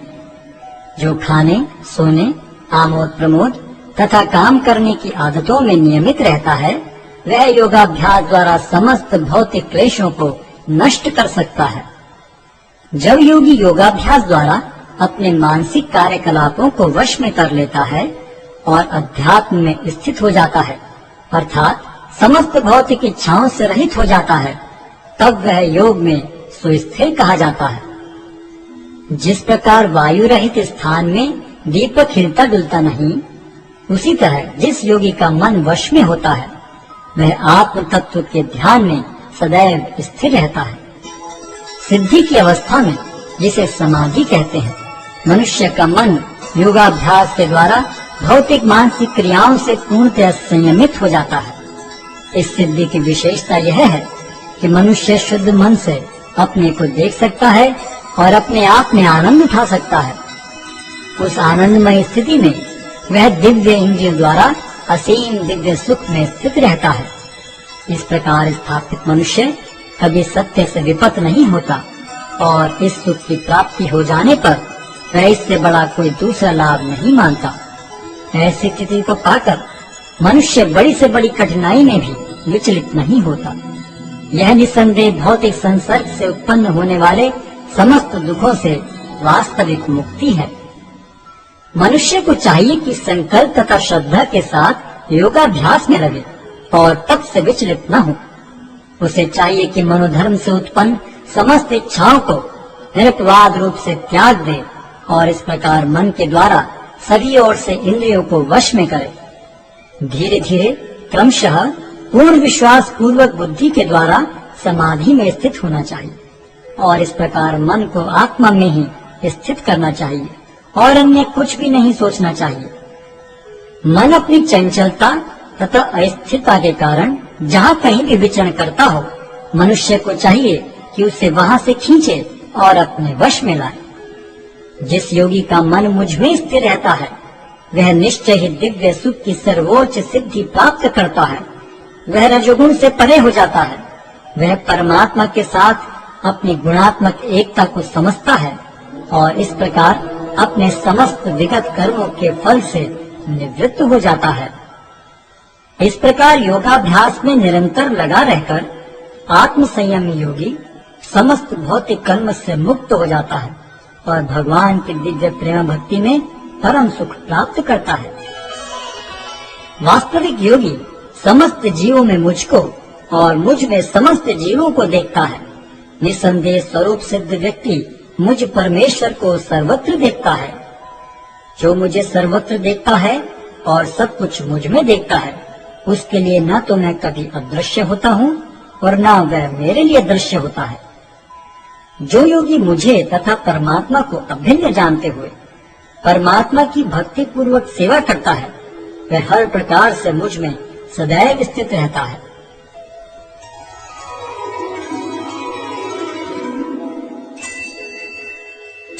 हे अर्जुन, वह पूर्ण योगी है जो अपनी तुलना से समस्त प्राणियों की उनके सुखों तथा दुखों में वास्तविक समानता का दर्शन करता है। अर्जुन ने कहा, हे मधुसूदन, आपने जिस योग पद्धति का संक्षेप में वर्णन किया है, वह मेरे लिए अव्यवहारिक तथा असहनीय है, क्योंकि मन चंचल तथा अस्थिर है। हे कृष्ण, क्योंकि मन चंचल, उच्छृंखल, हठीला तथा अत्यंत बलवान है, अतः मुझे इसे वश में करना वायु को वश में करने से भी अधिक कठिन लगता है। भगवान श्री कृष्ण ने कहा, हे महाबाहु कुंती पुत्र, निसंदेह चंचल मन को वश में करना अत्यंत कठिन है, किंतु उपयुक्त अभ्यास द्वारा तथा विरक्ति द्वारा ऐसा संभव है। जिसका मन उच्छृंखल है, उसके लिए आत्म साक्षात्कार कठिन कार्य होता है, किंतु जिसका मन संयमित है और जो समुचित उपाय करता है, उसकी सफलता ध्रुव है, ऐसा मेरा मत है। अर्जुन ने कहा, हे कृष्ण, उस असफल योगी की गति क्या है जो प्रारंभ में श्रद्धा पूर्वक आत्म साक्षात्कार के विधि ग्रहण करता है, किंतु बाद में भौतिकता के कारण उससे विचलित हो जाता है और योग सिद्धि को प्राप्त नहीं कर पाता। हे महाबाहु कृष्ण, क्या ब्रह्म प्राप्ति के मार्ग से भ्रष्ट ऐसा व्यक्ति आध्यात्मिक तथा भौतिक दोनों ही सफलताओं से च्युत नहीं होता और छिन्न भिन्न बादल की भांति विनष्ट नहीं हो जाता, जिसके फलस्वरूप उसके लिए किसी लोक में कोई स्थान नहीं रहता? हे कृष्ण, यही मेरा संदेह है और मैं आपसे इसे पूर्णतया दूर करने की प्रार्थना कर रहा हूँ। आपके अतिरिक्त अन्य कोई ऐसा नहीं है जो इस संदेह को नष्ट कर सके। भगवान ने कहा, हे प्रथापुत्र, कल्याण कार्यों में निरत योगी का न तो इस लोक में और न परलोक में ही विनाश होता है। हे मित्र, भलाई करने वाला कभी बुराई से पराजित नहीं होता। असफल योगी पवित्र आत्माओं के लोकों में अनेकानेक वर्षों तक भोग करने के बाद या तो सदाचारी पुरुषों के परिवार में या कि धनवानों के कुल में जन्म लेता है, अथवा वह ऐसे योगियों के कुल में जन्म लेता है जो अति बुद्धिमान है। निश्चय ही इस संसार में ऐसा जन्म दुर्लभ है। हे कुरुनंदन, ऐसा जन्म पाकर वह अपने पूर्व जन्म की दैविक चेतना को पुनः प्राप्त करता है और पूर्ण सफलता प्राप्त करने के उद्देश्य से वह आगे उन्नति करने का प्रयास करता है। अपने पूर्व जन्म की दैवी चेतना से वह न चाहते हुए भी स्वतः योग के नियमों की ओर आकर्षित होता है। ऐसा जिज्ञासु योगी शास्त्रों के अनुष्ठानों से परे स्थित होता है और जब योगी समस्त कर्म से शुद्ध होकर सच्ची निष्ठा से आगे प्रगति करने का प्रयास करता है, तो अंततो गत्वा अनेकानेक जन्मों के अभ्यास के पश्चात सिद्धि लाभ करके वह परम गंतव्य को प्राप्त करता है। योगी पुरुष तपस्वी से, ज्ञानी से तथा सकाम कर्मी से बढ़कर होता है। अतः हे अर्जुन, तुम सभी प्रकार से योगी बनो। और समस्त योगियों में से जो योगी अत्यंत श्रद्धा पूर्वक मेरे परायण है, अपने अंतःकरण में मेरे विषय में सोचता है और मेरी दिव्य प्रेम भक्ति करता है, वह योग में मुझसे परम अंतरंग रूप से युक्त रहता है और सबों में सर्वोच्च है। यही मेरा मत है।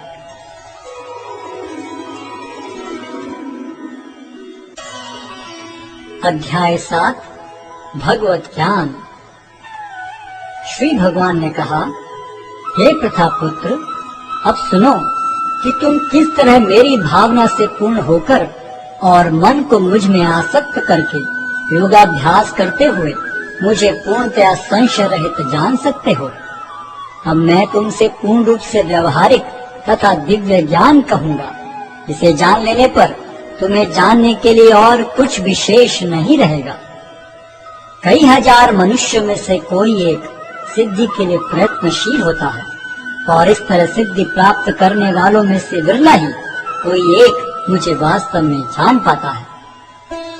पृथ्वी, जल, अग्नि, वायु, आकाश, मन, बुद्धि तथा अहंकार, ये 8 प्रकार से विभक्त मेरी अपरा प्रकृतियां हैं।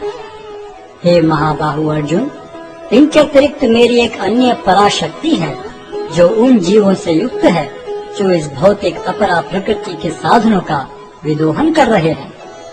सारे प्राणियों का उद्गम इन दोनों शक्तियों में है। इस जगत में जो कुछ भी भौतिक तथा आध्यात्मिक है, उसकी उत्पत्ति तथा प्रलय मुझे ही जानो। हे धनंजय, मुझसे श्रेष्ठ कोई सत्य नहीं है। जिस प्रकार मोती धागे में गुथे रहते हैं, उसी प्रकार सब कुछ मुझ पर ही आश्रित है। हे कुंती पुत्र, मैं जल का स्वाद हूँ, सूर्य तथा चंद्रमा का प्रकाश हूँ, वैदिक मंत्रों में ओंकार हूँ, आकाश में ध्वनि हूँ तथा मनुष्य में सामर्थ्य हूँ। मैं पृथ्वी की आद्य सुगंध और अग्नि की ऊष्मा हूँ। मैं समस्त जीवों का जीवन तथा तपस्वियों का तप हूँ। हे प्रतापुत्र, यह जान लो कि मैं ही समस्त जीवों का आदि बीज हूँ, बुद्धिमानों की बुद्धि तथा समस्त तेजस्वी पुरुषों का तेज हूँ। मैं बलवानों का कामनाओं तथा इच्छाओं से रहित वर हूँ। हे भरत श्रेष्ठ अर्जुन, मैं वह काम हूँ जो धर्म के विरुद्ध नहीं है। तुम जान लो कि मेरी शक्ति द्वारा सारे गुण प्रकट होते हैं, चाहे वे सतोगुण हो, रजोगुण हो या तमोगुण हो। एक प्रकार से मैं सब कुछ हूँ, किंतु हूँ स्वतंत्र। मैं प्रकृति के गुणों के अधीन नहीं हूँ, अपितु वे मेरे अधीन हैं। 3 गुणों सतो, रजो तथा तमो के द्वारा मोहग्रस्त ये सारा संसार मुझ गुणातीत तथा अविनाशी को नहीं जानता। प्रकृति के 3 गुणों वाली इस मेरी दैवी शक्ति को पार कर पाना कठिन है, किंतु जो मेरे शरणागत हो जाते हैं वे सरलता से इसे पार कर जाते हैं। जो निपट मूर्ख हैं, जो मनुष्यों में अधम हैं, जिनका ज्ञान माया द्वारा हर लिया गया है तथा जो असुरों की नास्तिक प्रकृति को धारण करने वाले हैं, ऐसे दुष्ट मेरी शरण ग्रहण नहीं करते। हे भरत श्रेष्ठ, 4 प्रकार के पुण्यात्मा मेरी सेवा करते हैं: आर्त, जिज्ञासु, अर्थार्थी तथा ज्ञानी। इनमें से जो परम ज्ञानी है और शुद्ध भक्ति में लगा रहता है, वह सर्वश्रेष्ठ है, क्योंकि मैं उसे अत्यंत प्रिय हूँ और वह मुझे प्रिय है। निस्संदेह ये सब उदार चित्ता व्यक्ति हैं, किंतु जो मेरे ज्ञान को प्राप्त है उसे मैं अपने ही समान मानता हूँ। वह मेरी दिव्य सेवा में तत्पर रहकर मुझ सर्वोच्च उद्देश्य को निश्चित रूप से प्राप्त करता है। अनेक जन्म जन्मांतर के बाद जिसे सचमुच ज्ञान होता है, वह मुझको समस्त कारणों का कारण जानकर मेरी शरण में आता है। ऐसा महात्मा अत्यंत दुर्लभ होता है। जिनकी बुद्धि भौतिक इच्छाओं द्वारा मारी गई है, वे देवताओं की शरण में जाते हैं और वे अपने अपने स्वभाव के अनुसार पूजा के विशेष विधि विधानों का पालन करते हैं। मैं प्रत्येक जीव के हृदय में परमात्मा स्वरूप स्थित हूँ। जैसे ही कोई किसी देवता की पूजा करने की इच्छा करता है, मैं उसकी श्रद्धा को स्थिर करता हूँ, जिससे वह उसी विशेष देवता की भक्ति कर सके। ऐसी श्रद्धा से संबंधित वह देवता विशेष की पूजा करने का यत्न करता है और अपनी इच्छा की पूर्ति करता है, किंतु वास्तविकता तो यह है कि ये सारे लाभ केवल मेरे द्वारा प्रदत्त हैं। अल्प बुद्धि वाले व्यक्ति देवताओं की पूजा करते हैं और उन्हें प्राप्त होने वाले फल सीमित तथा क्षणिक होते हैं।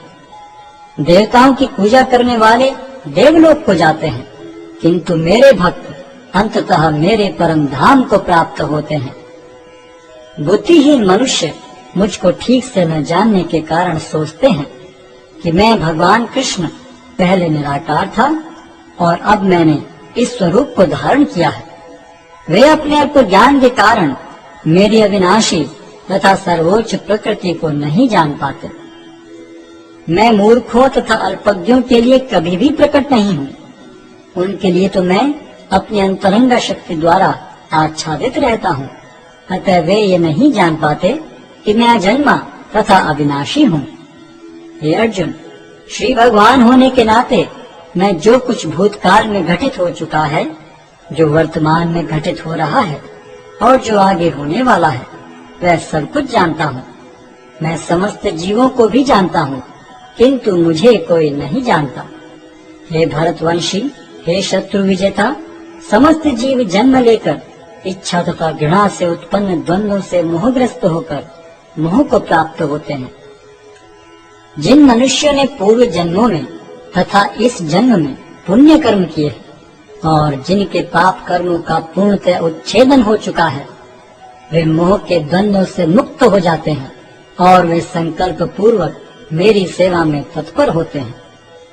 जो जरा तथा मृत्यु से मुक्ति पाने के लिए यत्नशील रहते हैं, वे बुद्धिमान व्यक्ति मेरी भक्ति की शरण ग्रहण करते हैं। वे वास्तव में ब्रह्म हैं, क्योंकि वे दिव्य कर्मों के विषय में पूरी तरह से जानते हैं। जो मुझ परमेश्वर को मेरी पूर्ण चेतना में रहकर मुझे जगत का, देवताओं का तथा समस्त यज्ञ विधियों का नियामक जानते हैं, वे अपनी मृत्यु के समय भी मुझ भगवान को जान और समझ सकते हैं।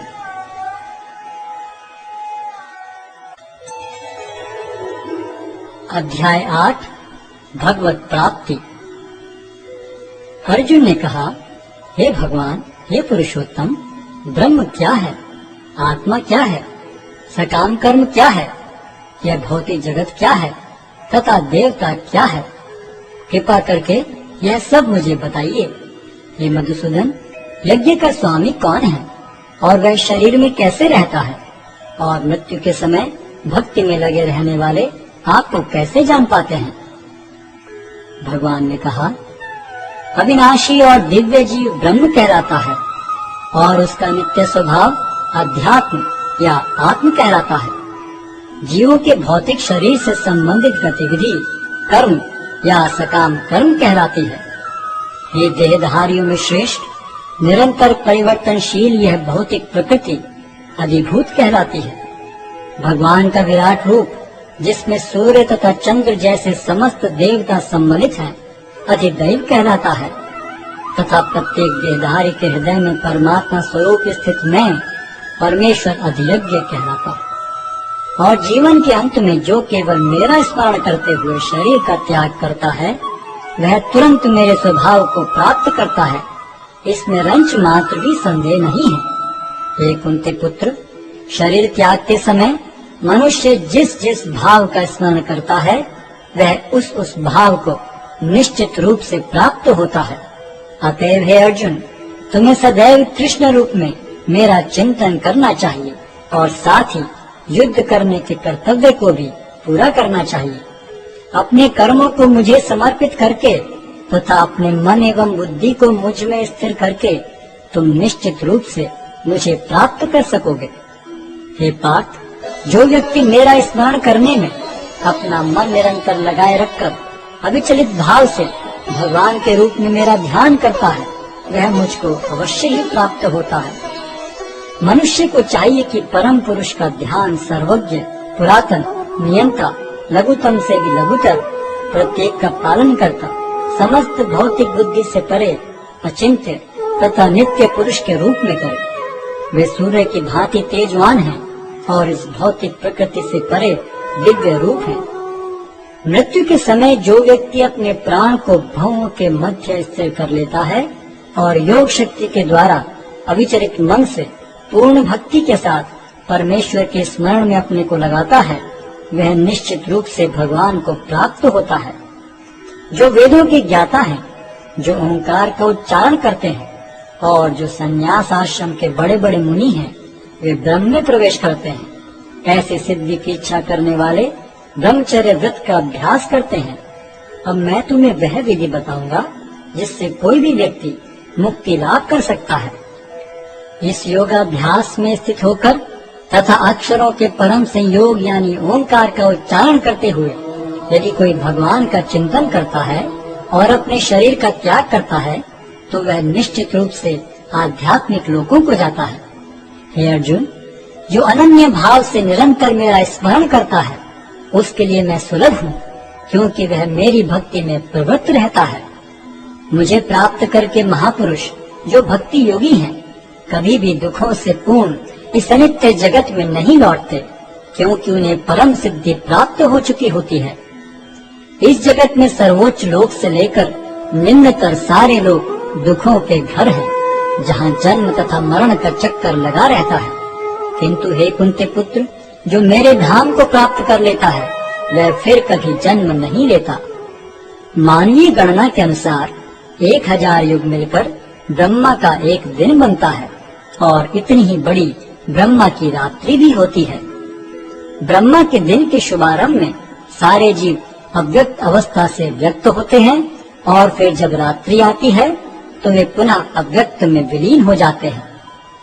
जब जब ब्रह्मा का दिन आता है तो सारे जीव प्रकट होते हैं और ब्रह्मा की रात्रि होते ही असहायवत विलीन हो जाते हैं। इसके अतिरिक्त एक अन्य अव्यक्त प्रकृति है जो शाश्वत है और इस व्यक्त तथा अव्यक्त पदार्थ से परे है। यह परा और कभी नाश न होने वाली है। जब इस संसार का सब कुछ लय हो जाता है तब भी उसका नाश नहीं होता, जिसे वेदांती अप्रकृत तथा अविनाशी बताते हैं, जो परम गंतव्य है, जिसे प्राप्त कर लेने पर कोई वापस नहीं आता, वही मेरा परम धाम है। भगवान जो सबसे महान है, अनन्य भक्ति द्वारा ही प्राप्त किए जा सकते हैं। यद्यपि वे अपने धाम में विराजमान रहते हैं तो भी वे सर्वव्यापी हैं और उनमें सब कुछ स्थित है। हे भरत श्रेष्ठ, अब मैं तुम्हें उन विभिन्न कालों को बताऊंगा जिनमें इस संसार से प्रयाण करने के बाद योगी पुनः आता है अथवा नहीं आता। जो पर ब्रह्म की ज्ञाता है वे अग्निदेव के प्रभाव में, प्रकाश में, दिन के शुभ क्षण में, शुक्ल पक्ष में या जब सूर्य उत्तरायण में रहता है, उन 6 मासों में इस संसार से शरीर त्याग करने पर उस पर ब्रह्म को प्राप्त करते हैं। जो योगी धुएं, रात्रि, कृष्ण पक्ष में या सूर्य के दक्षिणायन रहने के 6 महीनों में दिवंगत होता है, वह चंद्रलोक को जाता है, किंतु वहां से पुनः चला आता है। वैदिक मतानुसार इस संसार से प्रयाण करने के 2 मार्ग हैं, एक प्रकाश का तथा दूसरा अंधकार का। जब मनुष्य प्रकाश के मार्ग से जाता है तो वह वापस नहीं आता, किंतु अंधकार के मार्ग से जाने वाला पुनः लौट कर आता है। हे अर्जुन, यद्यपि भक्तगण इन दोनों मार्गों को जानते हैं, किंतु वे मोहग्रस्त नहीं होते, अतः तुम भक्ति में सदैव स्थिर रहो। जो व्यक्ति भक्ति मार्ग स्वीकार करता है वह वेदाध्ययन, तपस्या, दान, दार्शनिक तथा सकाम कर्म करने से प्राप्त होने वाले फलों से वंचित नहीं होता। वह मात्र भक्ति संपन्न करके इन समस्त फलों की प्राप्ति करता है और अंत में परम नित्य धाम को प्राप्त होता है।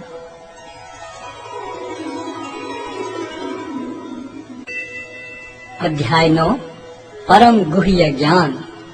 श्री भगवान ने कहा, हे अर्जुन, चूंकि तुम मुझसे कभी ईर्ष्या नहीं करते, इसलिए मैं तुम्हें यह परम गुह्य ज्ञान तथा अनुभूति बतलाऊंगा, जिसे जानकर तुम संसार के सारे क्लेशों से मुक्त हो जाओगे। यह ज्ञान सब विद्याओं का राजा है, जो समस्त रहस्यों में सर्वाधिक गोपनीय है। यह परम शुद्ध है और चूंकि यह आत्मा की प्रत्यक्ष अनुभूति कराने वाला है, अतः यह धर्म का सिद्धांत है। यह अविनाशी है और अत्यंत सुखपूर्वक संपन्न किया जाता है। हे परंतप, जो लोग भक्ति में श्रद्धा नहीं रखते वे मुझे प्राप्त नहीं कर पाते, अतः वे इस भौतिक जगत में जन्म मृत्यु के मार्ग पर वापस आते रहते हैं। यह संपूर्ण जगत मेरे अव्यक्त रूप द्वारा व्याप्त है। समस्त जीव मुझ में हैं, किंतु मैं उनमें नहीं हूँ। तथापि मेरे द्वारा उत्पन्न सारी वस्तुएं मुझ में स्थित नहीं रहती। जरा मेरे योग ऐश्वर्य को देखो। यद्यपि मैं समस्त जीवों का पालक हूँ और सर्वत्र व्याप्त हूँ, लेकिन मैं इस विराट अभिव्यक्ति का अंश नहीं हूँ, क्योंकि मैं सृष्टि का कारण स्वरूप हूँ। जिस प्रकार सर्वत्र प्रवहमान प्रबल वायु सदैव आकाश में स्थित रहती है, उसी प्रकार समस्त उत्पन्न प्राणियों को मुझ में स्थित जानो। हे कुंती पुत्र, कल्प का अंत होने पर सारे प्राणी मेरी प्रकृति में प्रवेश करते हैं और अन्य कल्प के आरंभ होने पर मैं उन्हें अपनी शक्ति से पुनः उत्पन्न करता हूँ। संपूर्ण विराट जगत मेरे अधीन है। यह मेरी इच्छा से बारंबार स्वतः प्रकट होता रहता है और मेरी ही इच्छा से अंत में विनष्ट होता है। हे धनंजय, ये सारे कर्म मुझे नहीं बांध पाते हैं। मैं उदासीन की भांति इन सारे भौतिक कर्मों से सदैव विरक्त रहता हूँ। हे कुंती पुत्र, यह भौतिक प्रकृति मेरी शक्तियों में से एक है और मेरी अध्यक्षता में कार्य करती है, जिससे सारे चर तथा अचर प्राणी उत्पन्न होते हैं। इसके शासन में यह जगत बारंबार सृजित और विनष्ट होता रहता है। जब मैं मनुष्य रूप में अवतरित होता हूँ तो मूर्ख मेरा उपहास करते हैं। वे मुझ परमेश्वर के दिव्य स्वभाव को नहीं जानते। जो लोग इस प्रकार मोहग्रस्त होते हैं वे आसुरी तथा नास्तिक विचारों के प्रति आकृष्ट रहते हैं। इस मोहग्रस्त अवस्था में उनकी मुक्ति आशा, उनके सकाम कर्म तथा ज्ञान का अनुशीलन सभी निष्फल हो जाते हैं। हे पार्थ, मोहमुक्त महात्मा जन दैवी प्रकृति के संरक्षण में रहते हैं। वे पूर्णतः भक्ति में निमग्न रहते हैं, क्योंकि वे मुझे आदि तथा विनाशी भगवान के रूप में जानते हैं। ये महात्मा मेरी महिमा का नित्य कीर्तन करते हुए, दृढ़ संकल्प के साथ प्रयास करते हुए, मुझे नमस्कार करते हुए भक्ति भाव से निरंतर मेरी पूजा करते हैं।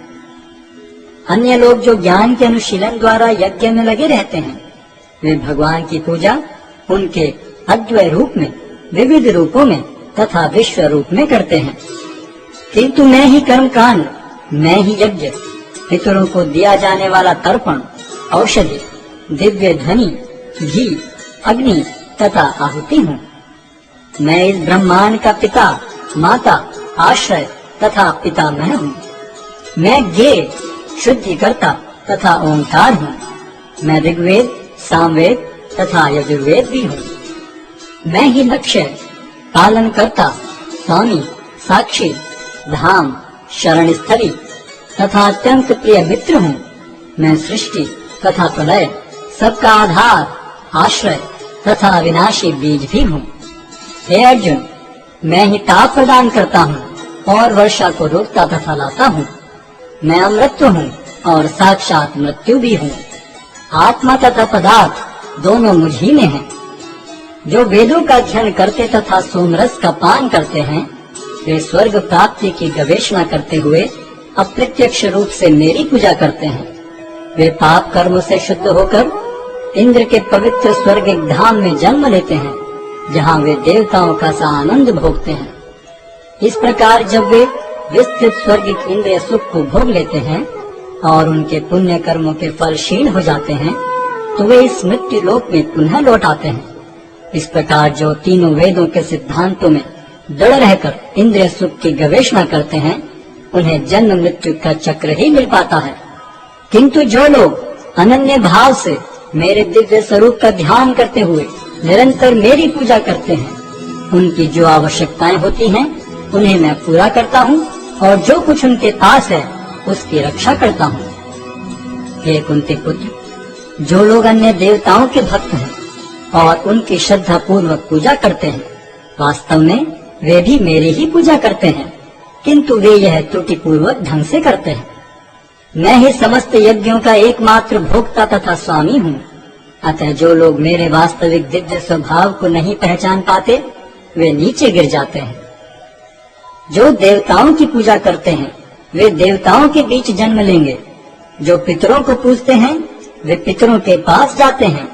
जो भूत प्रेतों की उपासना करते हैं वे उन्हीं के बीच जन्म लेते हैं। और जो मेरी पूजा करते हैं वे मेरे साथ निवास करते हैं। यदि कोई प्रेम तथा भक्ति के साथ मुझे पत्र, पुष्प, फल या जल प्रदान करता है तो मैं उसे स्वीकार करता हूँ।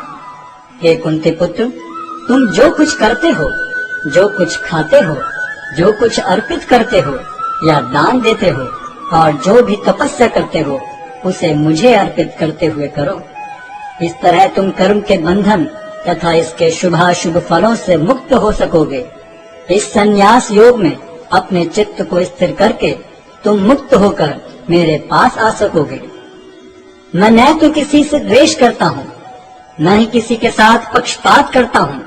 मैं सबों के लिए समभाव हूँ, किंतु जो भी भक्ति पूर्वक मेरी सेवा करता है वह मेरा मित्र है, मुझ में स्थित रहता है और मैं भी उसका मित्र हूँ। यदि कोई जघन्य से जघन्य कर्म करता है, किंतु यदि वह भक्ति में रत रहता है तो उसे साधु मानना चाहिए, क्योंकि वह अपने संकल्प में अडिग रहता है।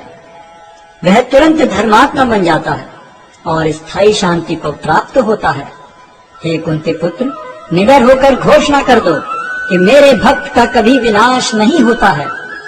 हे पार्थ, जो लोग मेरी शरण ग्रहण करते हैं वे भले ही निम्न जन्मा स्त्री, वैश्य तथा शूद्र क्यों न हो, वे परम धाम को प्राप्त करते हैं। फिर धर्मात्मा ब्राह्मणों, भक्तों तथा राज ऋषियों के लिए तो कहना ही क्या है। अतः इस क्षणिक दुख में संसार में आ जाने पर मेरी प्रेमा भक्ति में अपने आप को लगाओ। अपने मन को मेरे नित्य चिंतन में लगाओ। मेरे भक्त बनो, मुझे नमस्कार करो और मेरी ही पूजा करो। इस प्रकार मुझ में पूर्णतया तल्लीन होने पर तुम निश्चित रूप से मुझको प्राप्त होगे। अध्याय 10 श्री भगवान का ऐश्वर्य। श्री भगवान ने कहा, हे महाबाहु अर्जुन, और आगे सुनो। चूंकि तुम मेरे प्रिय सखा हो, अतः मैं तुम्हारे लाभ के लिए ऐसा ज्ञान प्रदान करूंगा जो अभी तक मेरे द्वारा बताए गए ज्ञान से श्रेष्ठ होगा। न तो देवतागण मेरी उत्पत्ति या ऐश्वर्य को जानते हैं और न महर्षिगण ही जानते हैं, क्योंकि मैं सभी प्रकार से देवताओं और महर्षियों का भी कारण स्वरूप हूँ। जो मुझे अजन्मा, अनादि, समस्त लोकों के स्वामी के रूप में जानता है, मनुष्यों में केवल वही मोह रहित और समस्त पापों से मुक्त होता है। बुद्धि, ज्ञान, संशय तथा मोह से मुक्ति, क्षमा भाव, सत्यता, इंद्रिय निग्रह, मन निग्रह, सुख तथा दुख, जन्म मृत्यु, भय अभय, अहिंसा, समता, तुष्टि, तप, दान, यश तथा अपयश, जीवों के ये विविध गुण मेरे ही द्वारा उत्पन्न हैं। सप्तऋषिगण तथा उनसे भी पूर्व 4 अन्य महर्षि एवं सारे मनु सब मेरे मन से उत्पन्न हैं और विभिन्न लोकों में निवास करने वाले सारे जीव उनसे अवतरित होते हैं। जो मेरे इस ऐश्वर्य तथा योग से पूर्णतः आश्वस्त है वह मेरी अनन्य भक्ति में तत्पर होता है, इसमें तनिक भी संदेह नहीं है। मैं समस्त आध्यात्मिक तथा भौतिक जगतों का कारण हूँ। प्रत्येक वस्तु मुझ ही से भूत है। जो बुद्धिमान यह भली भांति जानते हैं वे मेरी प्रेमा भक्ति में लगते हैं तथा हृदय से पूरी तरह मेरी पूजा में तत्पर होते हैं। मेरे शुद्ध भक्तों के विचार मुझ में वास करते हैं। उनके जीवन मेरी सेवा में अर्पित रहते हैं और वे एक दूसरे को ज्ञान प्रदान करते तथा मेरे विषय में बातें करते हुए परम संतोष तथा आनंद का अनुभव करते हैं। जो प्रेम पूर्वक मेरी सेवा करने में निरंतर लगे रहते हैं उन्हें मैं ज्ञान प्रदान करता हूँ, जिसके द्वारा वे मुझ तक आ सकते हैं। मैं उन पर विशेष कृपा करने के हेतु उनके हृदयों में वास करते हुए ज्ञान के प्रकाशमान दीपक के द्वारा अज्ञान जन्य अंधकार को दूर करता हूँ। अर्जुन ने कहा, आप परम भगवान, परम धाम, परम पवित्र, परम सत्य हैं। आप नित्य, दिव्य, आदि पुरुष, अजन्मा तथा महानतम हैं। नारद, असित, देवल तथा व्यास जैसे ऋषि आपके सत्य की पुष्टि करते हैं और अब आप स्वयं भी मुझसे प्रकट कह रहे हैं। हे कृष्ण, आपने मुझसे जो कुछ कहा है उसे मैं पूर्णतया सत्य मानता हूँ। हे प्रभु, न तो देवतागण न असुरगण ही आपके स्वरूप को समझ सकते हैं। हे परम पुरुष, हे सत्य उद्गम, हे समस्त प्राणियों के स्वामी, हे देवों के देव, हे ब्रह्मांड के प्रभु, निस्संदेह एकमात्र आप ही अपने को अपनी अंतरंगा शक्ति से जानने वाले हैं। कृपा करके विस्तार पूर्वक मुझे अपने उन दैवी ऐश्वर्यों को बताएं जिनके द्वारा आप इन समस्त लोकों में व्याप्त हैं। हे कृष्ण, हे परम योगी, मैं किस तरह आपका निरंतर चिंतन करूं और आपको कैसे जानूं? हे भगवान, आपका स्मरण किन किन रूपों में किया जाए? हे जनार्दन, आप पुनः विस्तार से अपने ऐश्वर्य तथा योग शक्ति का वर्णन करें। मैं आपके विषय में सुनकर कभी तृप्त नहीं होता हूँ, क्योंकि जितना ही आपके विषय में सुनता हूँ उतना ही आपके शब्द अमृत को चखना चाहता हूँ। श्री भगवान ने कहा, हाँ, अब मैं तुमसे अपने मुख्य मुख्य वैभव युक्त रूपों का वर्णन करूंगा, क्योंकि हे अर्जुन, मेरा ऐश्वर्य असीम है।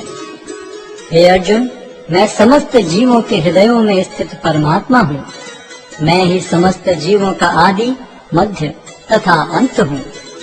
मैं आदित्यों में विष्णु, प्रकाशों में तेजस्वी सूर्य, मरुतों में मरीचि तथा नक्षत्रों में चंद्रमा हूँ। मैं वेदों में सामवेद हूँ, देवों में स्वर्ग का राजा इंद्र हूँ, इंद्रियों में मन हूँ तथा समस्त जीवों में जीवनी शक्ति हूँ।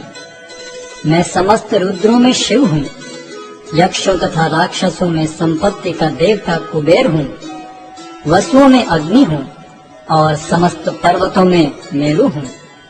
हे अर्जुन, मुझे समस्त पुरोहितों में मुख्य पुरोहित बृहस्पति जानो। मैं ही समस्त सेना नायकों में कार्तिकेय हूँ और समस्त जलाशयों में समुद्र हूँ। मैं महर्षियों में भृगु हूँ, वाणी में दिव्य ओंकार हूँ, समस्त यज्ञों में पवित्र नाम का कीर्तन जप तथा समस्त अचलों में हिमालय हूँ। मैं समस्त वृक्षों में अश्वत्थ वृक्ष हूँ और देवर्षियों में नारद हूँ।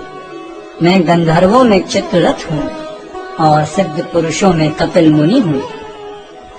घोड़ों में मुझे उच्च शिवा जानो, जो अमृत के लिए समुद्र मंथन के समय उत्पन्न हुआ था। गजराजों में मैं ऐरावत हूँ और मनुष्यों में राजा हूँ। मैं हथियारों में वज्र हूँ, गायों में सुरभि, संतति उत्पत्ति के कारणों में प्रेम का देवता कामदेव तथा सर्पों में वासुकी हूँ। अनेक फणों वाले नागों में मैं अनंत हूँ और जलचरों में वरुण देव हूँ। मैं पितरों में अर्यमा हूँ तथा नियमों के निर्वाहकों में मैं मृत्युराज यम हूँ। दैत्यों में मैं भक्तराज प्रहलाद हूँ। दमन करने वालों में काल हूँ, पशुओं में सिंह हूँ तथा पक्षियों में गरुड़ हूँ। समस्त पवित्र करने वालों में मैं वायु हूँ। शस्त्रधारियों में राम, मछलियों में मगर तथा नदियों में गंगा हूँ। हे अर्जुन, मैं समस्त सृष्टियों का आदि, मध्य और अंत हूँ। मैं समस्त विद्याओं में अध्यात्म विद्या हूँ और तर्क शास्त्रियों में मैं निर्णायक सत्य हूँ। अक्षरों में मैं अकार हूँ और समासों में द्वंद्व समास हूँ।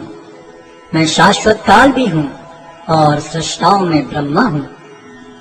मैं सर्वभक्षी मृत्यु हूँ और मैं ही आगे होने वालों को उत्पन्न करने वाला हूँ। स्त्रियों में मैं कीर्ति, श्री, वाक, स्मृति, मेघा, धृति तथा क्षमा हूँ।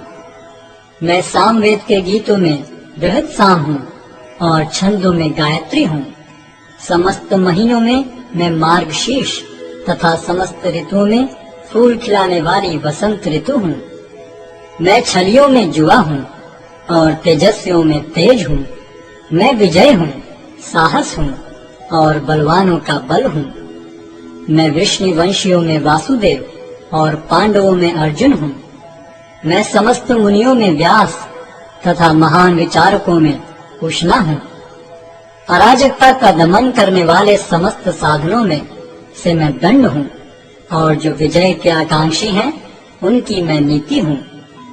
रहस्यों में मैं मौन हूँ और बुद्धिमानों में मैं ज्ञान हूँ।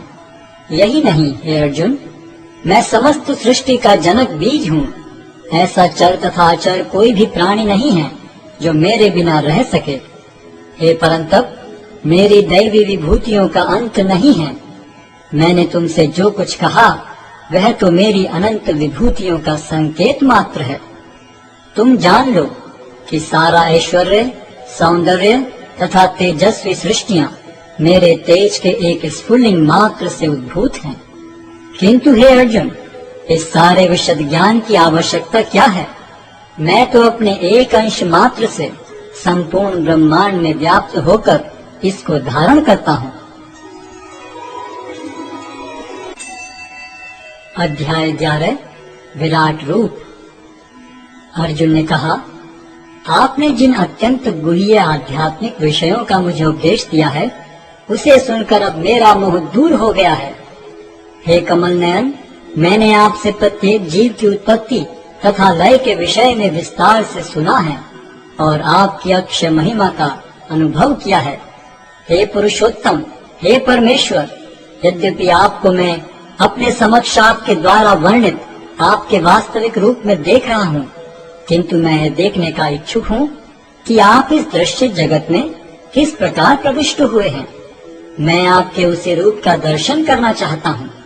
हे प्रभु, हे योगेश्वर, यदि आप सोचते हैं कि मैं आपके विश्व रूप को देखने में समर्थ हो सकता हूँ, तो कृपा करके मुझे अपना सीम विश्व रूप दिखलाइए।